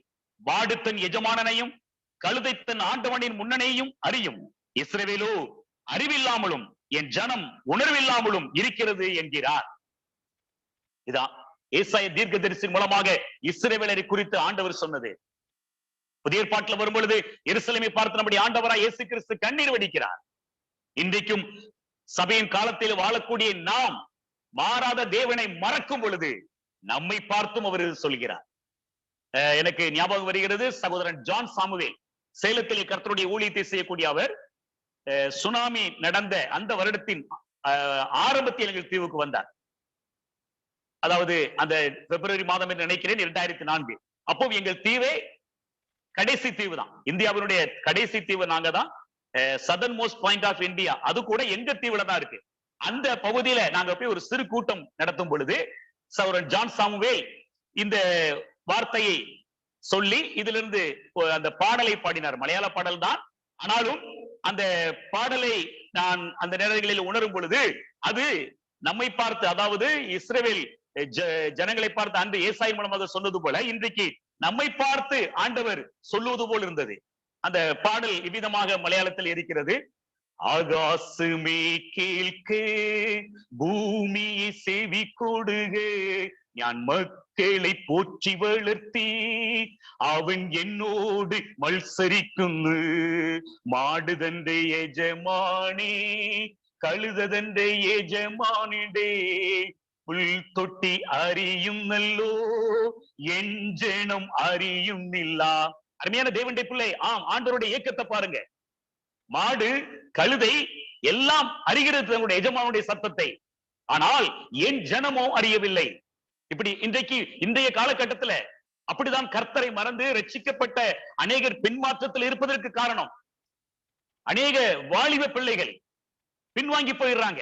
இப்ப எங்க தீவை எடுத்துக்கிட்டீங்கன்னா, எங்க தீவுல 12வது வகுப்பு வரைக்கும் தான் படிக்கலாம். அதுக்கு பிற்பாடு எங்க தீவுல இருந்து போகணும்னா ஒண்ணு அந்தமான்ல உள்ள போர்ட் பிளேயருக்கு போகணும், இல்லைன்னா சென்னையோ கொல்கத்தாவோ டெல்லியோ நாக்பூரோ பல இடங்களுக்கு போவாங்க அந்தமான்ல உள்ள பிள்ளைகள். ஆனால் அநேகர் சிலர் அங்கு சென்று சாட்சியாக இருப்பது உண்டு. ஆனால் சிலர் அங்கு சென்ற பிற்பாடு அங்கு உள்ள பாவ இச்சைகளுக்கு அவர்கள் உட்பட்டு கர்த்தரை மறந்து, கர்த்தர் மூலமாக கிடைத்த ரட்சிப்பை மறந்து ஜீவிக்கக்கூடிய பிள்ளைகள் உண்டு. இது அங்கு தமிழகத்தில் உண்டு என்று நான் உணர்கிறேன். அப்போ ஆண்டவராய் இயேசு கிறிஸ்துவின் மூலமாக பாவ மன்னிப்பின் நிச்சயத்தை பெற்றுக்கொண்ட அநேக விசுவாசிகளுடைய பிள்ளைகள் அவர்கள் தூரமாக போகும் பொழுது கர்த்தர் ரட்சித்த ரட்சிப்பை மறந்துடுறாங்க. கர்த்தரால் கிடைக்கப்பட்ட அந்த ரட்சிப்பை மறந்து, ஆண்டவருடைய கிருபை மறந்து அழிந்து போகக்கூடிய, கடந்து போகக்கூடிய, ஒன்றுமில்லாத உலகத்தின் இச்சைகளுக்கு உட்பட்டு மறக்கக்கூடியவர்கள் உண்டு. மிக ஜாக்கிரதையாக இருக்க வேண்டும். ஆண்டவர் மாறாதவர், நான் சொன்னது போல. ஆனால் எல்லாம் மறந்து எல்லாம் அழிஞ்சு போயிடும். உலகத்தினுடைய சம்பத்து, உலகத்தினுடைய பாவ இச்சைகள் எல்லாம் கடந்து போயிடும். ஒன்று நிலைத்து நிற்காது. நான் மரிக்கும் பொழுது ஒன்று நம்மோடு கூட வராது. இப்படி தெரிந்தும் ஆண்டவரை மறக்கிற மக்கள் இன்றைக்கும் உண்டு. விசுவாச குடும்பங்களிலே உண்டு. பிரியமானவர்களே, நம்முடைய பிள்ளைகள் அமிதமாக இல்லாதபடி நாம் ஜாக்கிரதையாக இருக்க வேண்டும். ஆண்டவர் நம்மை பார்த்தும் இந்த வார்த்தையை சொல்லுகிறார். அந்த ஏசாயாவின் மூலமாக சொன்ன அதே ஆண்டவர் நம்மை பார்த்தும் சொல்லுகிறார். இன்றைக்கும் சபை அவர் பார்க்கிறார். அவன் இங்கே ஸ்தேவான் சொன்னனுடைய நோக்கம், உங்கள் முற்பிதாக்கள் தேவனை மறந்தார்கள், ஆனால் தேவன் மாறாதவர். இரண்டாவதாக தேவன் பரிசுத்தம் உள்ளவர் சொல்றார். தேவன் மாறாதவர் மாத்திரமல்ல, அவர் பரிசுத்தம் உள்ளவர். அவருக்கு அவர் பரிசுத்தர். நம்ம வேத புஸ்தகத்தில் நம்ம அநேக இடங்களில் நம்ம பார்க்க முடியும். ஏசாயாவில் பார்க்கும் பொழுது நாம் 6வது அதிகாரத்துல வான மண்டலத்துல பரலோகத்தில் என்ன நடக்குது? பரிசுத்தர் பரிசுத்தர் என்றுதானே இங்கே ஆராதனை நடைபெறுகிறது. நம்ம 1 பேதுரு 1வது அதிகாரத்துல 15வது 16வது வசனத்தை பார்க்கும் பொழுது அங்கே என்ன சொல்லப்பட்டிருக்கு? நான் பரிசுத்தர், உங்களை அழைத்தவர் பரிசுத்தர். அப்போ நம்முடைய தேவன் எவ்விதமாக மாறாதவர் என்று விசுவாசிக்கிறோமோ அதுபோல நம்முடைய தேவன் பரிசுத்தர். இப்படிப்பட்ட பரிசுத்தம் உள்ள தேவன் இந்த உலகத்தில் யாரும் இல்லை. பரிசுத்தத்திற்கு ஒருவர் அழைத்தார் என்றால் அது நம்முடைய கர்த்தராகிய இயேசு கிறிஸ்து மாத்திரமே. அது அவங்களுக்கு நினைப்பூட்டுறாரு. ஆனா அவங்களோ தேவனுடைய நாமத்தை பரிசுத்த குலைச்சாலாக மாற்றினாங்க. நம்ம வரலாம் அப்போஸ்தலர் 7வது அதிகாரத்திற்கு நாம் கடந்து வருவோம். அப்போஸ்தலர் 7 அவங்க பாருங்க 40வது வசனத்திலிருந்து வாசிக்கிறேன். ஆரோனை நோக்கி, எகிப்து தேசத்திலிருந்து எங்களை அழைத்து கொண்டு வந்த அந்த மோசேக்கு என்ன சம்பவித்ததோ அறியும். ஆதலால் எங்களுக்கு முன்பாக முன் செல்லும் தெய்வங்களை எங்களுக்கு உண்டு பண்ணும் என்று சொல்லி அந்நாட்களில் ஒரு கன்றுக்குட்டியை உண்டு பண்ணி அந்த விக்கிரகத்திற்கு பலியிட்டு தங்கள் கையின் கிரிகைகளில் கலிகூர்ந்தார்கள். அப்பொழுது தேவன் அவர்களை விட்டு விலகி வானசேனைக்கு ஆராதனை செய்ய அவர்களை ஒப்புக் கொடுத்தார். அதை குறித்து இஸ்ரவேல் வம்சத்தாரே, நீங்கள் வனாந்தரத்தில் இருந்த 40 வருஷம் வரையில் காணிக்கைகளையும் பலிகளையும் எனக்கு செலுத்தினீர்கள் என்றும், பணிந்து கொள்ளும்படி நீங்கள் உண்டாக்கின சொருமங்களாகிய மோலோகியனுடைய கூடாரத்தையும் உங்கள் தேவனாகிய ரெம்பான் என்னும் நட்சத்திர சொரூபத்தையும் சுமந்தீர்களே. ஆகையால் உங்களை பாபிலோனுக்கு அப்புறத்திலே குடியிருக்க பண்ணுவேன் என்று தீர்க்கதரிசிகள் புஸ்தகத்தில் எழுதியிருக்கிறதே. அப்போ இஸ்ரவேல் மக்கள் அவர்கள் தேவனுக்கு விரோதமாக கலகம் பண்ணினார்கள். அவர் பரிசுத்தம் உள்ள தேவன், என்னை என்று உனக்கு வேறு தேவர்கள் உண்டாயிருக்க வேண்டாம் என்று அவர் நியாயப்பிரமாணத்திலே கட்டளையின் மூலமாக வெளிப்படுத்தினார். புதிய ஏற்பாட்டில் பார்க்கும் பொழுது மனிதன் கைகளினால் உண்டாக்கப்பட்ட பொன் வெள்ளி கல்லுக்கு ஒப்பாக அவர் இருக்க மாட்டார் என்று நாம் அப்போஸ்தலர் 17வது அதிகாரத்திலே அத்தனை பட்டணத்திலே பவுல் பிரசங்கிக்கும் பொழுது அங்கு சொல்லப்பட்டிருக்கு. பிரியமானவர்களே, தேவன் பரிசுத்தர். அப்ப அவர்களுக்கு அவர் சொல்லுகிறார், தேவன் பரிசுத்தர். ஆனால் நீங்களோ அந்த பரிசுத்த தேவனுக்கு விரோதமாக கலகம் பண்ணீங்க. கலகம் பண்ணாலும் நடந்தது என்ன? பாபிலோன் சக்கரவர்த்தி நேபுகாத்நேச்சார் உங்களை கொண்டு வந்து அடிமையாக கொண்டு போனார். பல இடங்களுக்கு சிதறடிக்கப்பட்டீர்கள். இதற்கு காரணம் என்ன? தேவன் அல்ல, கர்த்தர் அல்ல, நீங்கள் செய்த பாவம் என்று அவர்களை அங்கு அவன் குற்றப்படுத்துகிறான். தேவன் மாறாதவர். அதுபோல அருமையானவர்களே, இரண்டாவதாக தேவன் பரிசுத்தர் என்று சொல்லுகிறார். ஆம், நம்முடைய ஆண்டவராய் இயேசு கிறிஸ்து நேற்றும் இன்றும் என்றும் மாறாதவர். அவர் கொடுத்த வாக்கில் ஒருபொழுதும் மாறாதவர். வருவார். ஏன் தாமதமாகிறது? இன்னும் ஆண்டவரிடத்தில் நெருங்கி சேர்வதற்கு. இப்பொழுது இந்த கொரோனாவுடைய இந்த பயங்கரங்கள் எல்லாம் ஆண்டவராய் இயேசு கிறிஸ்துவினுடைய வருகையை நமக்கு வெளிப்படுத்துகிறது. எப்பொழுதாகிலும் அவர் வரலாம். அவரை சந்திப்பதற்கு அருமையான தேவனுடைய ஜனமே நாம் ஆயத்தமாக இருப்போம். ஏனென்றால் அவர் வருவார். அவர் பரிசுத்தமுள்ள தேவன். ஆகவே பரிசுத்தமுள்ள தேவனை பரிசுத்தத்தோடு கூட தொழுது கொள்ள தேவன் நமக்கு கிருபை செய்வராக. இதை அவர்களுக்கு முன்பதாக ஸ்தேவான் சொல்லுகிறார். இப்பொழுது ஸ்தேவானுடைய பிரசங்கம் என்பது, நீங்கள் குற்றவாளிகள், நீங்கள் தவறு செய்தீர்கள், தேவன் உங்களை மறக்கவில்லை, நீங்கள் தேவனை மறந்தீர்கள், ஆகவேதான் தேவன் உங்களை விதமாக அடிமையாக ஒப்புக் கொடுத்தார் என்று அவர்களுக்கு முன்பதாக இங்கு ஸ்தேவான் ஒரு நீண்ட பிரசங்கத்தை செய்கிறார். பிரசங்கத்தை மிகவும் கவனமாக கேட்டுக் கொண்டிருக்கிறார்கள். ஆண்டவராய் இயேசு கிறிஸ்துவை அந்த ஜனம் ஏற்றுக்கொள்ளவில்லை. ஆண்டவராய் இயேசு கிறிஸ்துவை அதில் அநேகர் விசுவாசிக்கவில்லை. இயேசுதான் கர்த்தர் தெய்வம் என்று விசுவாசிப்பதற்கு அவர்களுக்கு மனம் இல்லை. ஆண்டவர் இயேசு கிறிஸ்து வாழ்ந்த பொழுதும் கூட சொல்கிறார், உங்களுக்கு என்னை விசுவாசிப்பதற்கு மனம் இல்லை, என்னுடைய கிரியைகளை பார்த்தாவது விசுவாசியுங்கள். தெய்வத்துவத்தின் பரிபூரணம் எல்லாம் இயேசு கிறிஸ்துவில் இருந்தது. ஆனால் அந்த ஜனங்கள் அதை அறியாமல் இருந்தார்கள். இன்றைக்கும் அறியாமல் இருக்கிறார்கள். ஆனால் நாம் அறிவித்துக் கொண்டே இருப்போம். யார் ரட்சிக்கப்பட வேண்டும் என்பது தேவ சித்தமோ அவர்கள் நிச்சயமாக ரட்சிக்கப்படுவார்கள். இங்கு ஸ்தேவானுடைய பிரசங்கத்தினுடைய நாம் கடைசி பாகத்திற்கு வருகிறோம். இவ்விதமாக அவர்களை அவர் குற்றம் சாட்டுறாரு. 7வது அதிகாரத்திற்கு வருவோம். 7வது அதிகாரத்துல 51 இருந்து நான் வாசிக்கிறேன், கவனிங்க. 7வது அதிகாரம் 51 இருந்து, வணங்கா கழுத்துள்ளவர்களே, இருதயத்திலும் செவிகளிலும் விருத்த சேதனம் பெறாதவர்களே, உங்கள் பிதாக்களைப் போல நீங்களும் பரிசுத்தாவிக்கு எப்பொழுதும் எதிர்த்து நிற்கிறீர்கள். தீர்க்கதரிசிகளில் யாரை உங்கள் பிதாக்கள் துன்பப்படுத்தாமல் இருந்தார்கள்? நீதிபதியுடைய வருகையை முன்னறிவித்தவர்களை அவர்கள் கொலை செய்தார்கள். இப்பொழுதும் நீங்கள் அவருக்கு துரோகிகளும் அவரை கொலை செய்த பாதகருமாய் இருக்கிறீர்கள். தேவ தூதரை கொண்டு நீங்கள் நியாயப்பிரமாணத்தை பெற்றிருந்தும் அதை கை கொள்ளாமல் போனீர்கள் என்றான். ஸ்தேவான் அவர்களை குற்றப்படுத்துறார். நான் குற்றம் செய்யவில்லை, நான் மோசேக்கும் தேவனுக்கும் ஸ்தலத்திற்கு விரோதமாக நான் பண்ணல, நான் குற்றம் செய்யல, நீங்க தான் குற்றம் செஞ்சீங்க. தேவன் மனிதனால் கட்டப்பட்ட கைவேலை இல்லாத கட்டப்பட்ட கோவிலில் வாசம் பண்ணுவது இல்லை. நீங்கள் மிகப்பெரிய கோயிலை கட்டி வைத்துக் கொண்டு அங்குதான் வாசம் பண்ணுவது என்று நீங்கள் தேவனை மறந்தீர்கள். ஆகவே நியாயப்பிரமாணம் உங்களுக்கு கொடுக்கப்பட்டது. ஆனால் நீங்கள் அதை உதாசீனப்படுத்தீர்கள். சொன்ன தீர்க்கதரிசிகளை நீங்கள் கொண்டீர்கள், அவருக்கு விரோதமாக செயல்பட்டீர்கள். இப்பொழுது சொல்லுங்கள், நீங்களா அல்லது நானா? யார் தேவனுக்கு விரோதமாக பேசினது? நீங்களா நானா? யார் மோசைக்கு விரோதமாக பேசினது? நீங்கள் சொல்லக்கூடிய நம்முடைய முற்பிதாக்களாகிய மோசையே சொல்லியிருக்கிறார் இந்த ஆண்டவராய் இயேசு கிறிஸ்துவை குறித்து. சொல்லுங்கள், யார் குற்றவாளி? நீங்களா நானா? யார் இந்த ஸ்தலத்திற்கு விரோதமாக பேசுறது? நீங்களா நானா? ஸ்தலத்திற்கு விரோதமாக குற்றம் செய்யக்கூடிய நீங்கள் அல்லவா அந்த எருசலேமினுடைய ஆலயத்தை கல்லர் குகையாக மாற்றினது நம்முடைய முற்பிதாக்கள் அல்லவா? இப்பொழுது சொல்லுங்கள், யார் குற்றவாளி என்று சொல்லுகிறார். அருமையானவர்களே, ஸ்தேவானுக்கு இவ்வளவு பெரிய ஒரு வாய்ப்பு கிடைச்சிருக்கு. அவன் தப்பிக்கிறதுக்கு முயற்சி பண்ணல. அந்த தப்பிக்கிறதுக்கு எப்படி செய்யலாம்? இல்லங்க, நான் பேசின வார்த்தையை நீங்க தப்பா புரிஞ்சுக்கிட்டீங்க அப்படின்னு சொல்லி இருக்கலாம். ஸ்தேவான் சொல்லல. இல்ல நான் இவ்விதமாக நான் சொல்லல அப்படின்னு சொல்லி இருக்கலாம். அது போல இல்ல நான் தெரியாம சொல்லிட்டேன், என்ன மன்னிச்சிருங்க அப்படின்னு சொல்லி இருக்கலாம். அதாவது அந்த பிரதான ஆசாரியர்கள், பரிசேயர்கள் போன்ற அந்த பெரும் கூட்டத்திலிருந்து தன்னுடைய ஜீவனை அவன் காப்பாற்றிக் கொள்வதற்கு, அந்த கூட்டத்திலிருந்து தப்பிக்கிறதுக்கு எந்த வார்த்தையும் அவன் பயன்படுத்தவில்லை. உள்ளதை உள்ளதென்றும் அவன் சொன்னான், சத்தியத்தை சொன்னான். எதற்கே பயப்படணும்? பயப்படல அவன். இதனால தன்னுடைய உயிருக்கு ஆபத்து வரும் என்று ஸ்தேவானுக்கு தெரியும். ஏனென்றால் அங்க என்ன சொல்றாரு? தீர்க்கதரிசிகள் எல்லாம் நீங்க இப்படிதானே பண்ணீங்க, கொலை செஞ்சீங்களா அப்படின்ற அர்த்தம். என்னையும் நீங்க பண்றதுக்கு ஆயத்தம். பெரிய பெரிய தீர்க்கதரிசிகளையே கொலை செய்த நீங்க, நான் ஒரு சாதாரண ஒரு உதவியாளன் எருசலேம் சபையில, நான் ஒரு சாதாரணவன், என்னை கொலை செய்வதற்கு உங்களுக்கு என்ன அவ்வளவு கடினமா என்று அவனுக்கு தெரிந்திருக்கும். ஆகவே தப்பி போவதற்கு, அந்த கூட்டத்திலிருந்து தப்புவித்துவதற்கு தன்னை அவன் தப்புவிக்க முயற்சி பண்ணல. அது முக்கியமான ஒரு காரியம். ஆகவே நீங்களும் நானும் எங்கு ஆனாலும் சரி, எதுவானாலும் சரி, ஆண்டவராய் இயேசு கிறிஸ்துவை அறிவிப்பதில் நாம் வெட்கப்படவோ கவலைப்படவோ தேவையில்லை. அநேகர் வெட்கப்படுறாங்க. ஏன்?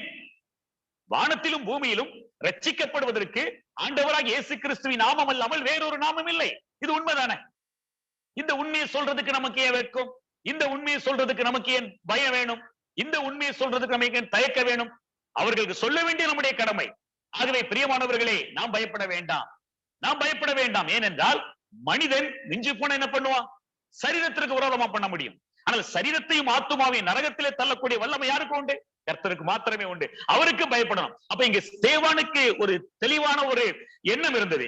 நான் மரித்தாலும் கர்த்தரோடு கூட தான் இருப்பேன், நான் உயிரோடு இருந்தாலும் கர்த்தரோடு கூட தான் இருப்பேன். ரெண்டு எனக்கு ஒண்ணுதான் அப்படின்னு நினைச்சான். இந்த பேண்டமிக் காலங்கள்ல எத்தனையோ பேர் மரிச்சுட்டாங்க இல்லையா? எத்தனையோ ஜனங்கள் மரிச்சுட்டாங்க. விசுவாசிகள், ஊழியர்கள். ஒவ்வொரு செய்தியை பார்க்கும் பொழுது மனம் கஷ்டமா இருக்குது. ஆனால் எல்லாருடைய அந்த மரித்த அந்த ஃபியூனரல்ல, அந்த தேங்க்ஸ் கிவிங் மீட்டிங்ல சாட்சிகள் எல்லாம் கேட்கும் பொழுது அவர்கள் எல்லாருக்கும் ஒரு எண்ணம், நோக்கம் இருந்தது. தேவனுடைய ராஜ்யத்திற்கு செல்லுவோம், அதுவே நிலையாத நோக்கத்தோடு கூட அவங்க மரிச்சாங்க. ஆகவே நாம் அவர்களை மீண்டும் சந்திப்போம் என்கிற நம்பிக்கை நமக்கு இருக்குது. அப்ப கிறிஸ்துவுக்குள் மரித்தவர்கள் பாக்கியவான்கள் என்பதனால விசுவாசிகளை நாம் ஒருவரை ஒருவர் ஆறுதல் படுத்திக்கிறோம். அப்ப ஸ்தேவானுக்கு அது இருந்திருக்கும். ஓகே, எனக்கு மரணம் வந்தாலும் பரவாயில்ல, நான் கர்த்தரோட தான் போறேன். நான் உயிரோடு இருந்தாலும் பரவாயில்ல, கர்த்தரோடு தான் போறேன். அப்போ எப்படி இருந்தாலும் கர்த்தரோடு, கர்த்தர் ஆயுசனால கொடுத்தா இன்னும் நான் செய்யறேன், இல்லை என்றால் நான் ஆயத்தம் என்று அவர்களை தைரியமாக குற்றப்படுத்துகிறார். அவன் சொன்ன குற்றச்சாட்டு எல்லாம் சரியானதே, ஆனால் அவர்கள் சொன்னது தவறானது. இப்படி சொன்ன உடனே மொத்த கூட்டமுக்கும் கோபம் வந்தது. நான் பார்க்கலாமா என்ன நடக்குதுன்னு பார்ப்போம். 54 இவைகளை அவர்கள் கேட்ட பொழுது மூர்க்கமடைந்து அவனை பார்த்து பல்லை கடித்தார்கள். மொத்த கூட்டமும் அவனை பார்க்கிறது. மூர்க்கம், கோபம், எரிச்சல். பல்ல கடிக்கிறாங்கன்னா இப்ப கிடைச்சவன கொன்னுருவோங்கிற நிலைமையில அவ்வளவு வெறியோடு கூட பார்க்கிறாங்க. அருமையானவர்களே, ஆனால் ஸ்தேவான் அதையெல்லாம் குறித்தவன் கவலைப்படவில்லை. இன்றைக்கு நம்முடைய உலகம் முழுவதும் இந்த 21ஆம் நூற்றாண்டுல நம்ம இருக்கிறோம். இந்த 21 நூற்றாண்டுகள்ல எத்தனையோ தேவனுடைய மக்கள் இரத்த சாட்சியா மரித்திருக்கிறாங்க. எத்தனையோ மிஷினரிகள் பல இடங்கள்ல சென்று அவங்க சரீரம் கிடைக்காம கூட மரிச்சிருக்கிறாங்க. ஆனால் அவர்கள் எல்லாரும் ஆண்டவராகிய இயேசு கிறிஸ்துவுக்காக அவர்கள் மரித்தார்கள். இங்கு ஸ்தேவான் தனி ஒருவனாக, தனி ஆளாக நிற்கிறார். அவனுக்கு உதவி செய்யவோ சரீர பிரகாரமாக அவனுக்கு சப்போர்ட் பண்ணவோ அவனை தூக்கி விடவோ அங்கு ஒருவர் கூட இல்லை. மொத்த கூட்டமும் இவனுக்கு விரோதமாக இருக்கிறது. ஆனால் மொத்த கூட்டத்தை காட்டிலும் தனக்கு பலன் கொடுக்கக்கூடியவர், தன்னை பலப்படுத்தக்கூடியவர் ஒருவர் உண்டு என்பதனாலே நேராக வானத்தை அண்ணாந்து பார்க்கிறார். ஆண்டவராய் இயேசு கிறிஸ்து மரிப்பதற்கு முன்பதாக அவர் கெத்செமனே தோட்டத்திலே வானத்தை அண்ணாந்து பார்த்து ஜெபிக்கிறார் பிதாவாகிய தேவனிடத்திலே.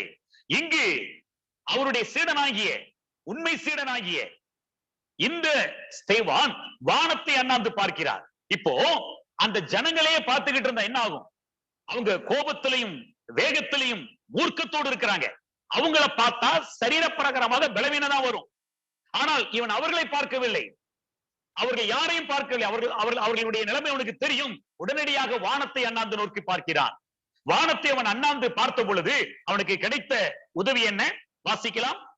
55வது வசனம், 55 56. அவன் பரிசுத்தாவினால் நிறைந்தவனாய் வானத்தை அண்ணாந்து பார்த்து தேவனுடைய மகிமையும் தேவனுடைய வலது பார்சத்தில் இயேசுவானவர் நிற்கிறதையும் கண்டு, அதோ வானங்கள் திறந்திருக்கிறதையும் மனுஷகுமாரன் தேவனுடைய வலது பார்சத்திலே நிற்கிறதையும் காண்கிறேன் என்றான். வானத்தை அண்ணாந்து பார்க்கிறார். ஒத்தாசை அங்கிருந்தானே கிடைக்கும். ஒத்தாசை அவனுக்கு அங்கிருந்தான் கிடைக்கும். எங்கிருந்து கிடைக்கும் அங்க நோக்கி பார்க்கிறார். வானம் திறந்தது. அங்க அழகா சொல்றாரு, சத்தம் போட்டு சொல்றாரு, பரிசுத்தவினால் நிறைந்து தேவனுடைய மகிமையும் வலது பார்சத்தில் இயேசு கிறிஸ்துவானவர் நிற்கிறதையும் காண்கிறேன் என்றான். அப்போ இந்த இவ்வளவு பெரிய பாடுகள், இவ்வளவு பெரிய கஷ்டங்கள், துன்பத்தின் மத்தியிலே அங்கு வானம் திறக்கப்பட்டது. அந்த தரிசனம், அந்த காட்சி அவனுக்கு மிகப்பெரிய ஒரு பலத்தை கொடுத்தது.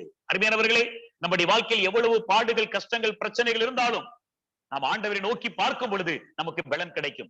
எத்தனை பரிசுத்தவான்களை இழந்து தவிச்சிட்டு பிரியமானவங்க இன்னைக்கு அவங்க விசுவாசத்துல வாழ்றதுக்கு காரணம் என்ன நினைக்கிறீங்க? எஸ், அவர்களுக்கு ஒத்தாசை தேவனிடத்திலிருந்து கிடைக்குது. ஒவ்வொரு நாளும் ஒத்தாசை தேவனிடத்திலிருந்து கிடைக்குது. இந்த கோவிட் காலங்கள்ல எதிர்பாராம பார்க்கவே முடியல, நிறைய சரீரத்தை பார்க்க முடியாம உறவினர்கள், உடன் பிறந்தவர்கள் அப்படி எத்தனை பேர் இருக்கிறாங்க. ஆனால் நம்பிக்கை உண்டு. அவர்களுக்கு ஒத்தாசை எங்கிருந்து கிடைத்தது? அவருக்கு ஆறுதல் எங்கிருந்து கிடைத்தது? அவர்களுக்கு நமக்கு பலன் எங்கிருந்து கிடைத்தது? கர்த்தரிடத்திலிருந்து. ஆனால் உலக மக்களோ அப்படிப்பட்ட பாடுகள் மூலமாக போகும் பொழுது எத்தனையோ பேர் தற்கொலை செய்து கொள்கிறார்கள். வாழ்நாள் முழுவதும் அழுது கொண்டே இருக்கிறார்கள். வாழ்நாள் முழுவதும் பைத்தியம் பிடித்தவர்கள் போல இருக்கிற எண்ணற்ற மக்கள் உண்டு. ஐயோ, பரிதாபம். அந்த மக்களுக்காக நாம் பரிதபிக்க வேண்டும். இல்லை, மரித்தால் ஒரு வாழ்க்கை உண்டு என்கிற நிச்சயம் உங்களுக்கும் எனக்கும் உண்டு. ஆனால் நம்முடைய தேசத்து மக்களுக்கு இல்லையே. அந்த நம்பிக்கை அவர்களுக்கு வர வேண்டும் என்றால் வானத்தையும் பூமியும் படைத்த தேவனாய கர்த்தராகிய இயேசு கிறிஸ்துவை அவர்கள் விசுவாசிக்க வேண்டும். அவர் மூலமாக அவருடைய சிலுவை மரணத்தின் மூலமாக ரட்சிக்கப்பட வேண்டும். இந்த செய்தியை கேட்டுக் கொண்டிருக்கிற யாராவது இன்னும் ஆண்டவராய் இயேசு கிறிஸ்துவை விசுவாசித்து ரட்சிக்கப்படாமல் இருப்பீர்கள் என்றால் உங்கள் இருதயத்தை கர்த்தருக்கு கொடுங்கள். நாட்கள் குறுகிறது. நாளை என்ன நடக்கும் என்று நமக்கு தெரியாது. ஆண்டவராய் இயேசு கிறிஸ்துவினுடைய பாவத்திற்காக நம்மை மீட்பதற்காக தன்னையே ஜீவ பலியாக சிலுவையில் ஒப்புக் கொடுத்தார். அந்த ஆண்டவராய் இயேசு கிறிஸ்து ஏற்றுக்கொண்டு, ஆண்டவரே நான் ஒரு பாவி, என்னை மன்னியும், உன்னுடைய பரிசுத்தமான இரத்தத்தினால் என்னை கழுவும் என்று நம்மை நாமே அவருடைய கரங்களில் ஒப்படைக்கும் பொழுது அந்த நிமிஷமே பாவ மன்னிப்பாகிய மீட்பு, ரட்சிப்பு இயேசு கிறிஸ்துவின் மூலமாக உங்களுக்கு கிடைக்கும். இந்த ரட்சிப்போடு கூட நாம் மரணத்தை சந்தித்தால் அந்த மரணம் ஜெயம். இந்த ரட்சிப்போடு கூட ரட்சிப்பு இல்லாமல் அந்த மரணத்தை சந்தித்தால் அந்த மரணம் மிகப்பெரிய ஒரு தோல்வி. வெற்றியா தோல்வியா எது வேண்டும் தீர்மானிக்க வேண்டியது நாம். இங்கு ஸ்தேவான் அந்த கூட்டத்தை எல்லாம் பார்த்து அவன் கர்த்தரை நோக்கி பார்க்கிறான், வானத்தை நோக்கி பார்க்கிறான். அங்கிருந்து அவனுக்கு வானத்திலிருந்து பதில் கிடைக்கிறது. ஆண்டவராய் இயேசு கிறிஸ்துவை பார்க்கிறான், தேவனுடைய மகிமையை பார்க்கிறான். மகிமையை பார்த்து அவனுக்கு அங்கிருந்து பலன் கிடைக்குது, ஒத்தாசை கிடைக்குது. பிரியமானவர்களே, ஆனால் இது அவனுக்கு ஒத்தாசை, மற்றவர்களுக்கு கோபம். இன்னும் கோபம் வந்துருச்சு அவங்களுக்கு. நம்ம கவனிக்கலாம் 7வது அதிகாரத்துல என்ன நடக்குதுன்னு. அப்பொழுது அவர்கள் 57வது வசனம், அப்பொழுது அவர்கள் உரத்த சத்தமாய் கூக்குரலிட்டு தங்கள் காதுகளை அடைத்துக் கொண்டு ஒருமனப்பட்டு அவன் மேல் பாய்ந்து. அவங்களுக்கு பயங்கர கோபம், அவங்களுக்கு பயங்கர வேகம். ஏன்? என்ன சொன்னார் அவரு? பிதாவுடைய வலது பார்சத்தில் இயேசு கிறிஸ்து நிற்கிறதை பார்க்கிறேன். இதான் உங்களுக்கு கோபம். ஆண்டவராய் இயேசு கிறிஸ்து யார் என்று அவர்கள் அறியல. அவரே மீட்பர், அவரே இரட்சகர் என்று அறியவில்லை. அப்போ ஆண்டவர் இயேசு கிறிஸ்து அவங்க இந்த உலகத்தில் வாழ்ந்த பொழுது அவரை கல்லெறிந்து அடிக்க வருவாங்க. எதுக்குன்னு கேட்டா, நீ மனுஷனாக இருக்கவுமே தேவனுடைய குமாரன் என்று சொல்லி தேவனுக்கு சமமாக்கினீர், அதனால கல்லடிக்க வருவாங்க, கல்லெடுத்து அடிக்க வருவாங்க. அப்போ தேவன் ஆண்டவரை இயேசு கிறிஸ்து யார்? அவர் தேவன், தேவனுடைய குமாரன் என்றால் தேவன். அப்போ அது என்ன, இவர் என்ன சொல்றாரு? ஸ்தேவான் அவருக்கு மட்டும் அந்த காட்சி கிடைக்குது, மத்தவங்களுக்கு தெரியல. அவர் பார்த்து சொல்றாரு, நான் கர்த்தராகிய இயேசு கிறிஸ்துவை காண்கிறேன். ஐயோ, நம்ம இந்த இயேசு என்பவர் நாசியத்துல இருந்தவர், பெத்லகேமிலே பிறந்த நாசியத்துல வாழ்ந்து நம்ம மகத்துல இருந்தாரு, ஜோசப் மரியாளுடைய குமாரன், இவ்வளவுதான் அவங்க அறிந்து கொண்டது. ஆனால் அவர் தேவனுடைய வலது பாரசத்தில் இருக்கிறார் என்று சொன்ன உடனே இவர்களுக்கு கோபம் வருகிறது. காரணம், ஆண்டவராய் இயேசு கிறிஸ்துவை அறியவில்லை. நாம் அறிந்திருக்கிறோம், அதுக்கு ஆண்டவருக்கு நன்றி செலுத்துவோம். ஆண்டவருக்கு இருதயத்தின் ஆழத்திலிருந்து நன்றி செலுத்துவோம். எத்தனை பேருக்கு கிடைக்காத பாக்கியம் உங்களுக்கு எனக்கு கிடைச்சிருக்குது. நான் ஆண்டவருக்கு அடிக்கடி நன்றி செலுத்துவேன். ஆண்டவர் அறியாத குடும்பத்துல தான் நான் பிறந்தேன். ஆண்டவர் அறியாத குடும்பம். ஒருவேளை என்னுடைய அம்மா என்னை சிறு வயதுல அந்த பெத்தேல் அந்த அதுல சேர்க்காம இருந்திருந்தா ஒண்ணு யோசித்து பார்த்த ஆச்சரியமா இருக்கும். சேர்த்ததுனாலதான் ஆண்டவராய் இயேசு கிறிஸ்துவை அறியக்கூடிய வாய்ப்பு கிடைத்தது, ரட்சிக்கப்பட்ட வாய்ப்பு கிடைத்தது. ஊழிய பாரம் அங்குதான் எனக்கு கிடைக்க ஆண்டவர் கிருபை செய்தார். ஒருவேளை எனக்கு அது கிடைக்காமல் போயிருந்தால் என்னுடைய வாழ்க்கையை யோசித்து பார்க்க மிக மோசமாக இருந்திருக்கும். அருமையானவர்களே, ஆகவே ஆண்டவர் நமக்கு வாய்ப்பு கொடுத்திருக்கிறார். உங்களுக்கும் எனக்கும் கொடுத்த வாய்ப்பை பயன்படுத்திக் கொள்வோம். ஆகவே இங்கு ஸ்தேவான் தேவ பலத்தை பெறுகிறார். அவங்க எல்லாரும் என்ன செய்யறாங்க? மூர்க்கமாக கோபத்தோடு கூட என்ன செய்யறாங்க? ஒருமனப்பட்டு அவன் மீது பாய்ந்து 58வது வசனம், அவனை நகரத்திற்கு புறம்பை தள்ளி அவனை கல்லெறிந்தார்கள். சாட்சிக்காரர் தங்கள் வஸ்திரங்களை கழற்றி சவுல் எனப்பட்ட ஒரு வாலிபனுடைய பாதத்தின் அருகே வைத்தார்கள். இவ்வளவு ஒரு கொடுமையான காரியம் இல்லையா? அவனை கொண்டு போய் எல்லாரும் அவன் மீது கல்லெறிகிறார்கள். உண்மை சீடன் ஸ்தேவானுகிட்ட அன்பும் பரிசுத்தமும் இருந்துச்சு. அதனாலதான் இவரால இப்படி நடக்க முடிந்தது. அன்பும் இருந்தது, கிறிஸ்துவின் அன்பு, பரிசுத்தமும் காணப்பட்டது. அவருடைய வாழ்க்கையில பார்க்கிறோம். இந்த இரண்டும் இருந்தனால் தான் இந்த இக்கட்டான சூழ்நிலையிலும் அவரால் அவ்விதமாக செயல்பட முடிந்தது.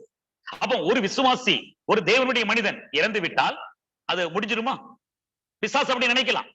அப்படி நினைச்சுக்கிட்டுதான் 21 நூற்றாண்டுகளாக துன்பப்படுத்துறான் விசுவாசிகளை. இன்றைக்கும் துன்பங்கள் நடைபெறுகிறது. ஓ, அவனை கொன்று விட்டால், அவர்களை அழித்து விட்டால் எல்லாம் முடிஞ்சிரும் நினைச்சா முடியாது. நான் ஏற்கனவே 6வது அதிகாரத்துல பார்த்தோம், உள்ளுக்குள் இருக்கிற பிரச்சனை அது மிக முக்கியமானது. அதை சரி செய்ய விட்டால் நம்முடைய ஆவிக்குரிய வாழ்க்கை கீழே போயிடும். ஆனால் வெளியே இருந்து வரக்கூடிய எதிரிகளால், ஆண்டவராய் இயேசு கிறிஸ்து விசுவாசியாத அவிசுவாசிகளாகிய எதிரிகளால் வரக்கூடிய பிரச்சனைகளை, அது மரணமானாலும் அது வெற்றிதான். ஏனென்றால் வளரும். ஸ்டெயின் கிரகாம் தெரியும், அவர் நம்முடைய இந்திய தேசத்துல வந்து ஒரிசாவில் தன்னுடைய ஜீவனை விட்டார். என்ன, மினிஸ்ட்ரி குறைந்து விட்டதா? டேவிட் லிவிங்ஸ்டன் ஆப்பிரிக்காவுக்கு போனார், அங்கே அவருடைய மரணம் ஏற்பட்டது. என்ன, அங்கு ஆண்டவரை அறியாமல் மக்கள் இருந்து விட்டார்களா? உலக சரித்திரத்தை பார்த்தால் ஆண்டவராய் இயேசு கிறிஸ்து விரோதமாக செயல்பட்டவர்களா அவரை ஏற்றுக்கொண்டிருக்கிறாங்க. அவரிடத்தில் நம்முடைய வாழ்க்கை அர்ப்பணிச்சிருக்கிறாங்க. அப்படி எண்ணற்ற சாட்சிகள் நமக்கு தெரியும். நம்முடைய காலத்திலே பார்த்து இந்த காலத்திலே நாம் பார்க்கின்றோம். அருமையானவர்களே, ஆகவே இங்கே ஸ்தேவானுடைய மரணம், அவனை கொண்டு போய் அவனை கல்லடித்து கொன்று விட்டால் இவன் முடிஞ்சிச்சு, இனி அவனு பேச மாட்டான், இனி வர மாட்டான் நினைச்சான். இல்ல, ஒவ்வொரு விசுவாசியினுடைய மரணமும் ஒரு விதை. நம்ம விதைக்கதானே செய்யறோம். மரித்த பிற்பாடு விசுவாசி என்ன செய்யறோம்? விதைக்கிறோம். விதைத்தால் என்ன செய்யும்? முளைக்கும். எப்படி விதைச்சா அந்த விதை விதைச்சா முளைக்கும். அதே போல ஜீவனுள்ள சாட்சியாக ஸ்தேவான் அங்கே கொல்லப்பட்டார். ஆனால் அவருடைய மரணம் மிகப்பெரிய ஒரு தாக்கத்தை உண்டு பண்ணி இருக்கும் என்று நான் நம்புகிறேன். யாருடைய வாழ்க்கையில? சவுல் வாழ்க்கையில, பவுலுடைய வாழ்க்கையில. 22வது அதிகாரத்துல பவுல் அப்போஸ்தலன் இவ்விதமாக சொல்றாரு, கவனிக்கலாம். அப்போஸ்தலர் 22வது அதிகாரம், அப்போஸ்தலர் 22:22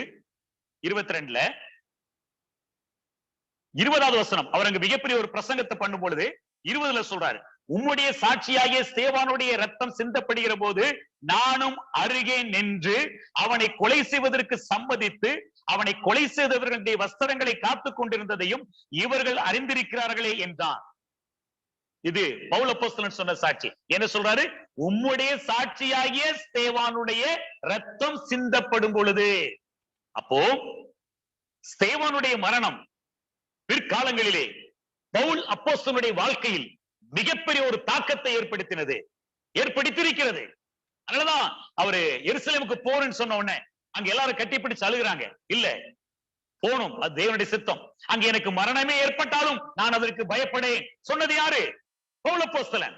காரணம், அந்த இரத்த சாட்சியாக மரித்த ஸ்தேவானுடைய மரணம் அவருடைய வாழ்க்கையில் மிகப்பெரிய ஒரு மாற்றத்தை, தாக்கத்தை, எழுப்புதலை உண்டு பண்ணியிருக்கிறோம் என்று நான் விசுவாசிக்கிறோம். அப்போ ஒவ்வொரு விசுவாசினுடைய மரணமும் இன்னொரு விசுவாசி இன்னும் மக்கள் கருத்தை அறிவதற்கு நடந்திருக்குது.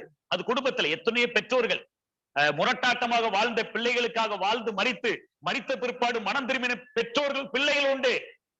விசுவாசியான பிள்ளைகளை பார்த்து மனம் திரும்பின பெற்றோர்கள் உண்டு. அநேகருடைய மரணத்திற்கு பிற்பாடு அந்த மரணத்தை பார்த்து ரட்சிக்கப்பட்டவர்கள் உண்டு. சென்னையில ஒரு எங்களுடைய விசுவானியில் வேலை பார்க்கும் பொழுது ஒரு சகோதரர் ஸ்டேட் கோஆர்டினேட்டர் ஒருத்தர் இறந்துட்டாரு. அவருடைய அடக்க ஆராதனையில எங்க ஆபீஸ்க்கு பக்கத்துல ஒரு ஆசாரியர், அது ஆசாரியர் தான், இந்த தங்க ஆசாரியர். அவருக்கு பழக்கம், அவர் அந்த மரண அந்த ஃபியூனரல் அந்த சர்வீஸ்க்கு வந்திருந்தார். அது அந்த கல்லறை அந்த இடத்துல நடக்குது, அங்க நடக்கும், அந்த தோட்டத்துல நடக்குது. அப்போ அந்த இடத்துல அவர் அந்த செய்தியை கேட்டு, அதாவது வாழ்ந்தவருடைய வாழ்க்கை அங்கு கொடுக்கப்பட்ட செய்தியை கேட்டு ஆண்டவராய் இயேசு கிறிஸ்து ஏற்றுக்கொண்டார். அப்போ ஒவ்வொரு விசுவாசனுடைய மரணம் மிகப்பெரிய ஒரு தாக்கத்தை உண்டு பண்ணுகிறது. ஒவ்வொரு விசுவாசியும் ஒரு விதை. அபிதமாக நாம் எப்படி எப்பொழுது எந்த சூழ்நிலையில மரித்தாலும் அபிதமாக நாம் மரிக்க முடியும், அபிதமான வாழ முடியும். போஸ்கோ என்கிற ஒரு சகோதரன் தக்கல் அசம்பிளியில போன லாக்டவுன் டைம்ல தான் கோவிட்ல அவர் மரித்தார். ஆனால் அவர் மரிக்கும் முன்பதாக அவர் அந்த ஹாஸ்பிட்டல் உள்ள நர்சஸ் டாக்டர்ஸ் எல்லாம் சுவிசேஷம் சொன்னாராம். கடைசியாக அவருடைய வாயிலிருந்து வந்த வார்த்தை என்ன தெரியுமா? கிறிஸ்து எனக்கு ஜீவன், சாவு எனக்கு ஆதாயம். இதான் அவருடைய வாயிலிருந்து வந்த வார்த்தை. இப்படி அநேக பரிசுத்தவங்களுடைய மரணம் அங்கே அந்த மரணத்தை பார்த்தவருடைய வாழ்க்கையிலே, அவருடைய வாழ்க்கையை பார்த்தவருடைய வாழ்க்கையிலே தாக்கத்தை ஏற்படுத்தியிருக்கிறது. அவ்விதமாக நாமும் ஆண்டவருக்காக வாழ ஆண்டவர் நமக்கு கிருபை செய்வராக. ஆகவே பவுல் என்கிறவர் ஆண்டவரை அறிவதற்கு ஸ்தேவானுடைய மரணம் ஒரு காரணமா இருந்துச்சு. அடுத்ததாக நாம் பார்க்கலாம் 7வது அதிகாரத்திற்கு வாங்க. அப்போஸ்தலர் 7வது அதிகாரம், அப்போஸ்தலர் 7:7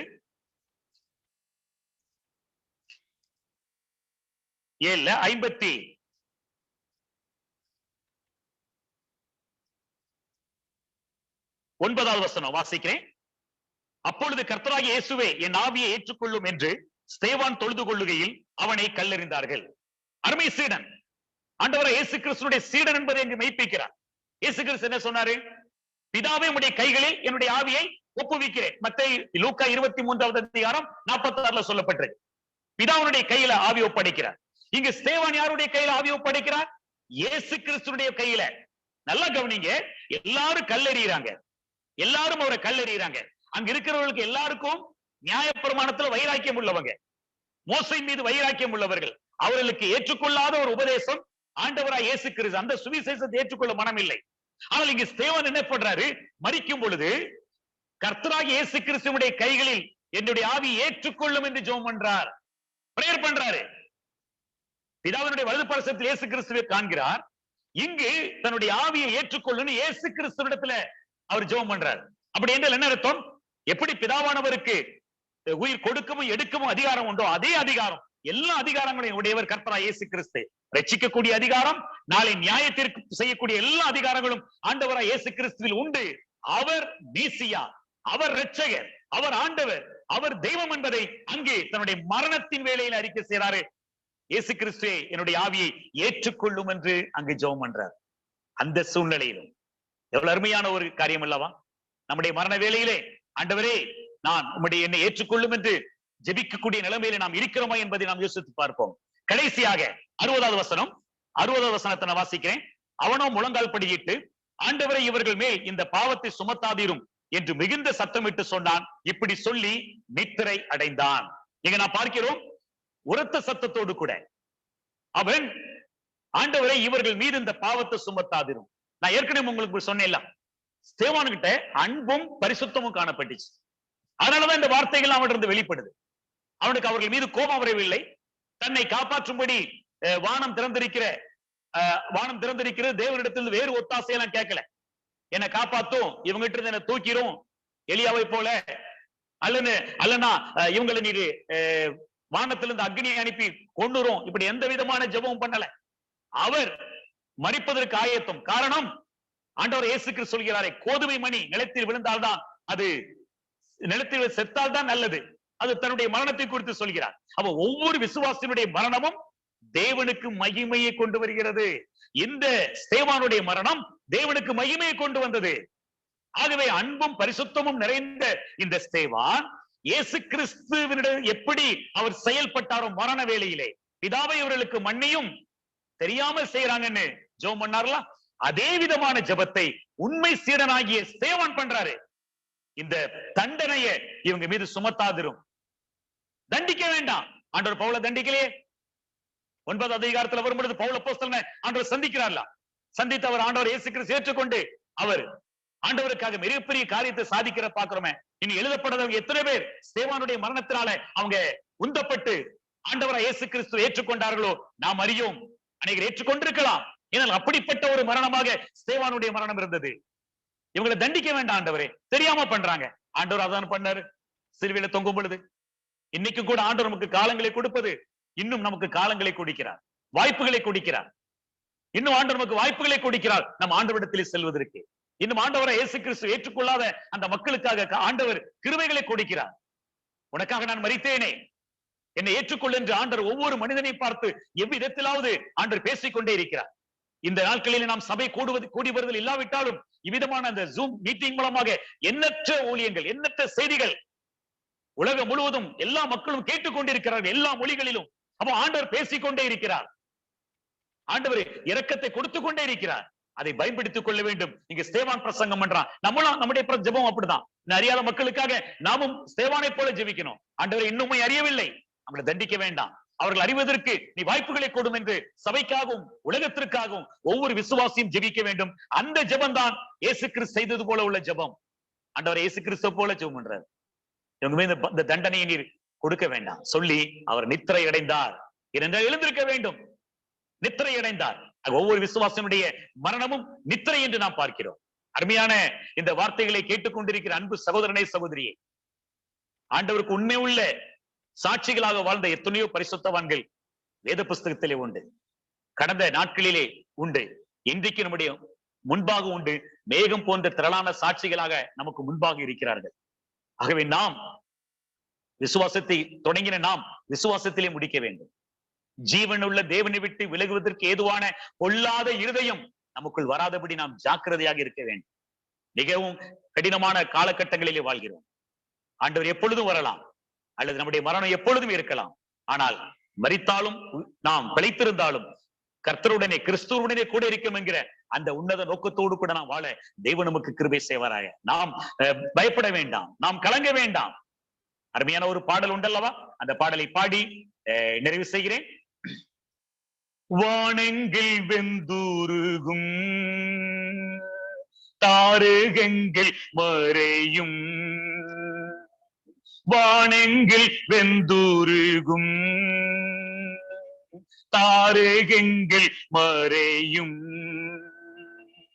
அன்று நான் இயேசுவின் அன்பின் கரங்களில் ஆனந்தமாயிருப்பேன். அல்லேலூயா, ஆமென், அல்லேலூயா. இயேசுவே உம் பாதம் பணிகிறேன், இயேசுவே உம் பாதம் பணிகிறேன், இயேசுவே உம் பாதம் பணிகிறேன். வானங்கள் வெந்துருகும், தாரகங்கள் எல்லாம் மறையும், ஆனால் நாமோ ஆண்டவராய் இயேசு கிறிஸ்துவினுடைய அன்பின் கரங்களிலே ஆனந்தமாயிருப்போம். அந்த நம்பிக்கையோடு கூடதான் இந்த மரணத்தை சந்திக்கிறார். அருமையான தேவனுடைய ஜனங்களே, ஆகவே நேற்றும் இன்றும் உண்மை சீடர்கள் என்கிற நிலைமையை பார்த்தோம். நமக்கு உள்ளாக எழும்பக்கூடிய தனிப்பட்ட வாழ்க்கையிலும் குடும்பத்திலும் சபையிலும் உள்ளிருந்து எழும்பக்கூடிய உபத்திரவமோ பிரச்சனையோ அல்லது கவலைகளோ அல்லது பாவத்து நிமித்தமாக வரக்கூடிய எவையானாலும் சரி, அது கர்த்தருடைய சமூகத்திலே சரி செய்யப்பட வேண்டும் என்று பார்த்தோம். வெளியே இருந்து வரக்கூடிய பிரச்சனைகள், சுவிசேஷத்திற்கு விரோதமாக வரக்கூடிய விரோதிகளால் வரக்கூடிய பிரச்சனைகள், கஷ்டங்கள், உபத்திரவங்கள், பயப்பட வேண்டாம், தைரியமாக இருப்போம். ஏனென்றால் ஆத்துமாவையும் சரீரத்தையும் ஒரு சேர நரகத்திலே தள்ளக்கூடிய தேவனுக்கு நாம் கீழ்ப்படிந்திருக்கிறோம். நீங்களும் நானும் உயிரோடு இருந்தாலும் மரித்தாலும் நாம் கிறிஸ்துவுடனே கூட இருக்கிறோம், கர்த்தருக்குள் இருக்கிறோம். ஆகவே இந்த நம்பிக்கையோடு கூட இந்த தைரியத்தோடு கூட உண்மை விசுவாசிகளாக ஆண்டவராய் இயேசு கிறிஸ்துவை பின்பற்றி நடக்கக்கூடிய உண்மை சீடர்களாக கிறிஸ்துவனுடைய இடத்தில் யாரை வைக்காதபடி விசுவாச வாழ்க்கை வாழக்கூடிய சீடர்களாக வாழ தேவன் உங்களுக்கும் எனக்கும் கிருபை செய்வாராக. கர்த்தருடைய நாமம் மையப்படுவதாக. இந்த 2 நாட்கள் உங்களோடு கூட இந்த கர்த்தருடைய வார்த்தை பகிர்ந்து கொள்ள தேவன் கொடுத்த வாய்ப்பிற்காக அருமையான கோடம்பாக்கம் சபைக்காக, குறிப்பாக அருமையான சௌரன் சந்தோஷ் ஜான்சன் அவர்களுக்காக நான் கர்த்தரை துதிக்கிறேன். கடந்த லாக்டவுன் காலங்களிலே பிரதர் என்னோடு கூட தொடர்பு கொண்டார். அந்நாட்களில் எங்களுடைய தீவிலே நெட்வொர்க் மிக மோசமாக இருந்தது. இந்நாட்களிலே நல்ல நெட்வொர்க் ஆண்டவர் கொடுத்தார். கர்த்தருடைய நாமம் மையப்படுவதாக. உங்கள் அனைவருக்கும் மீண்டும் ஒரு முறை கர்த்தருடைய நாமத்தினாலே வாழ்த்துக்கள்.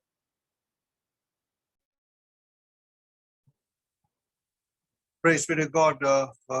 Glorious God is always there for us as we have listened to an important message, another important message. The life of Stephen, though it was short, a long sermon seen in the chapter 7 of Acts.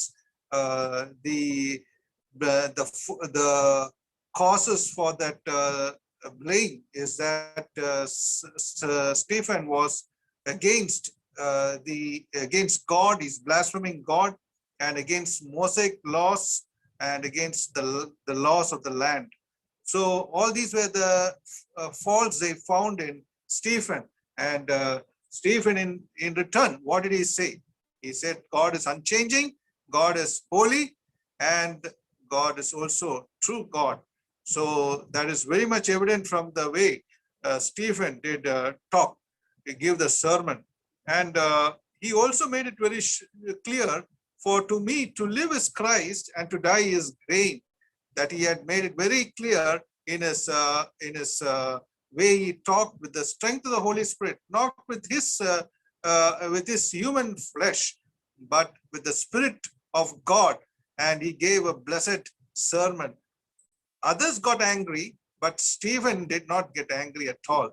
He, in fact, we could understand, he brought Saul to become one of the greatest Christians and become the apostle, because one reason was Paul saw Stephen's death nearby, and he gave it as an accreditation. So we couldn't understand that Stephen did not get angry, but he in fact prayed like the Lord Jesus Christ on the cross of Calvary. Father, forgive them, for they do not know what they do. So the enemies, he truly loved them before the death. That itself is a true characteristic of a real Christian, faithful disciple. The disciple who wants to be real faithful to the Lord. May the Lord God grant each one of us the wisdom, the necessary to face this world, the evil world, in this very difficult and wicked world, so that the name of the Lord would be glorified through each one of us. What a blessed sermon it was this evening time also. We thank our dear brother Selva Kumar, Evangelist Selva Kumar from Andaman Nicobar, representing Andaman Nicobar Islands. He is from Nicobar Islands, and we praise God also for the song that was sung by his daughter Shekinah, Trust and Obey. There's no other way we can smile in Jesus if we trust and obey. So the other song also was blessed. We heard about how the family of Samuel, we could listen to the children singing, and we praise God for what we have to do. Every moment we remember the Lord Jesus Christ. That's how we can live. Without him, we cannot. So that is a song that was sung. And we thank God for all the participants for joining and listening to the word of life, listening to the Lord's word. That's so important these days. We praise God for each one of you from various places and in different locations across India and abroad in Tamil Nadu. We praise God for you all. And we also thank for the believers who pray, who are praying always. May the blessed Lord be with you all. Now we are closing the meeting here with a prayer, closing prayer. We request brother Shakti Vail from Nallur in Chennai to close the meeting with a word of prayer. Over to Nallur in Chennai, Brother Shakti Vail. We request him to close the meeting with a word of prayer. Praise Lord, brother. கேக்குதுங்களா? கேக்குதுங்க. ஜெபம் செய்வோம். மகான்பும் இரக்கமும் கிருபை நிறைந்த பரலோக பரமபிதாவே, இந்த மகிழ்ச்சியான மாலை வேளையிலே உம்மை நன்றியோடு துதிக்கிறோம், ஸ்தோத்தரிக்கிறோம். கிருபை உள்ள தேவனே உம்மை துதிக்கிறோம், ஜீவனுள்ள தேவனே உம்மை நன்றியோடு துதிக்கிறோம், ஸ்தோத்தரிக்கிறோம்.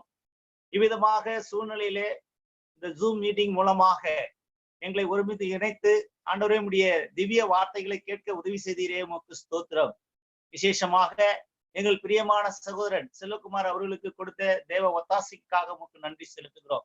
கிரேட் நிக்கோபாரில் இருந்து உங்களுடைய வார்த்தைகளை பகிர்ந்து கொடுக்கும்படியாக எல்லாவித கிருபையிலும் தந்து ஆண்டவரே தொலைத்தொடர்பிலே உதவி செய்தீர், உமக்கு ஸ்தோத்திரம். விசேஷமாக சீர்திருத்தத்தை குறித்து நாங்கள் படிக்கும் பொழுது சபைக்குள்ளாக வரக்கூடிய பிரச்சனைகளை நாங்கள் எவ்விதமாக சரி செய்ய வேண்டும் என்றும், சபைக்கு வெளியிலே வரக்கூடிய பிரச்சனைகளை எவ்விதமாக நாங்கள் சந்திக்க வேண்டும் என்றும், சேவானுடைய வாழ்க்கையில் இருந்து நீர் எங்களுக்கு கற்றுக் கொடுத்த பாடத்துக்காக உமக்கு நன்றி செலுத்துகிறோம் ஆண்டவரே.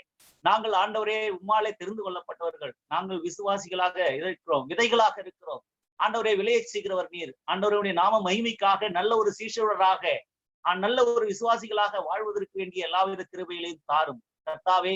இந்த மாறி போகிற உலகத்திலே, மறந்து போகிற மனிதர்கள் மத்தியிலே நீர் மாறாதவர், நீர் ஒருவரே ஆண்டவரே. நீர் நேற்றும் இன்றும் மாறாதவராய் இருக்கிறீர். நீர் பரிசுத்தராய் இருக்கிறீர் ஆண்டவரே. நீர் அன்புள்ளவராய் இருக்கிறீர். நீர் கிருபை உள்ளவராய் இருக்கிறீர் ஆண்டவரே. பேர்பட்ட தேவனை போல வேற தேவன் எங்களுக்கு இல்லை ஆண்டவரே. ஆண்டவரே, பேர்பட்ட மகத்துவமான தேவன் எங்களை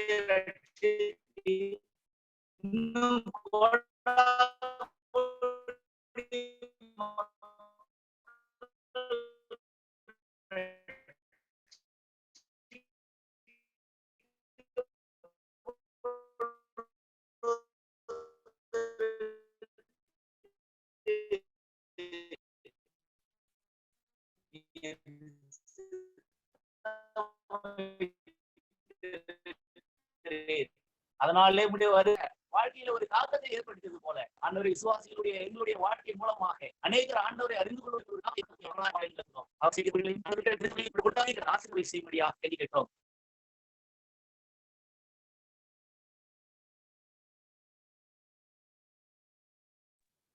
Let us pray. Gracious and loving Heavenly Father, glorious God, we thank and praise thee for this blessed time message that was very much indeed important for us to understand how a true faithful disciple should live, a Christian, a believer should live. May thou enable us with the strength of the Spirit, lead us so that we may not fail thee, and we may continue to run the race according to the fulfillment of thee, for the purpose of thee, that what we were given, the responsibilities. Father, we thank thee for everything that we heard. Now we also thank for Evangelist Selvakumar in that islands, Great Nicobar, and also for the songs that we heard, and for all the participants for having come and listened to thy word. Lord, we praise thee and we glorify thy name. Pray for the prayers made. We give thee all honor and glory. Now we are closing here. May thy grace be seen in each one of us. We offer this prayer in the holy, righteous, and almighty name of our Lord and Savior, Jesus Christ. Amen. May the grace of the Lord Jesus Christ, the fellowship, the love of God the Father, and the fellowship of the Holy Spirit be with each one of us now and forevermore. Amen. Thank you all for joining this evening time. Thank you, Brother Selvakumar, for the 2 days the Lord has filled you with the Spirit. May the Lord continue to lead you, and we praise God for all what God has done through you all these years, 21 years. We praise God. Now, God willing, we shall meet on Monday morning, Monday evening, 6:45. Till then, that the blessed Lord be with all of us. Stay safe and pray for the Tamil Nadu family meet also. God bless.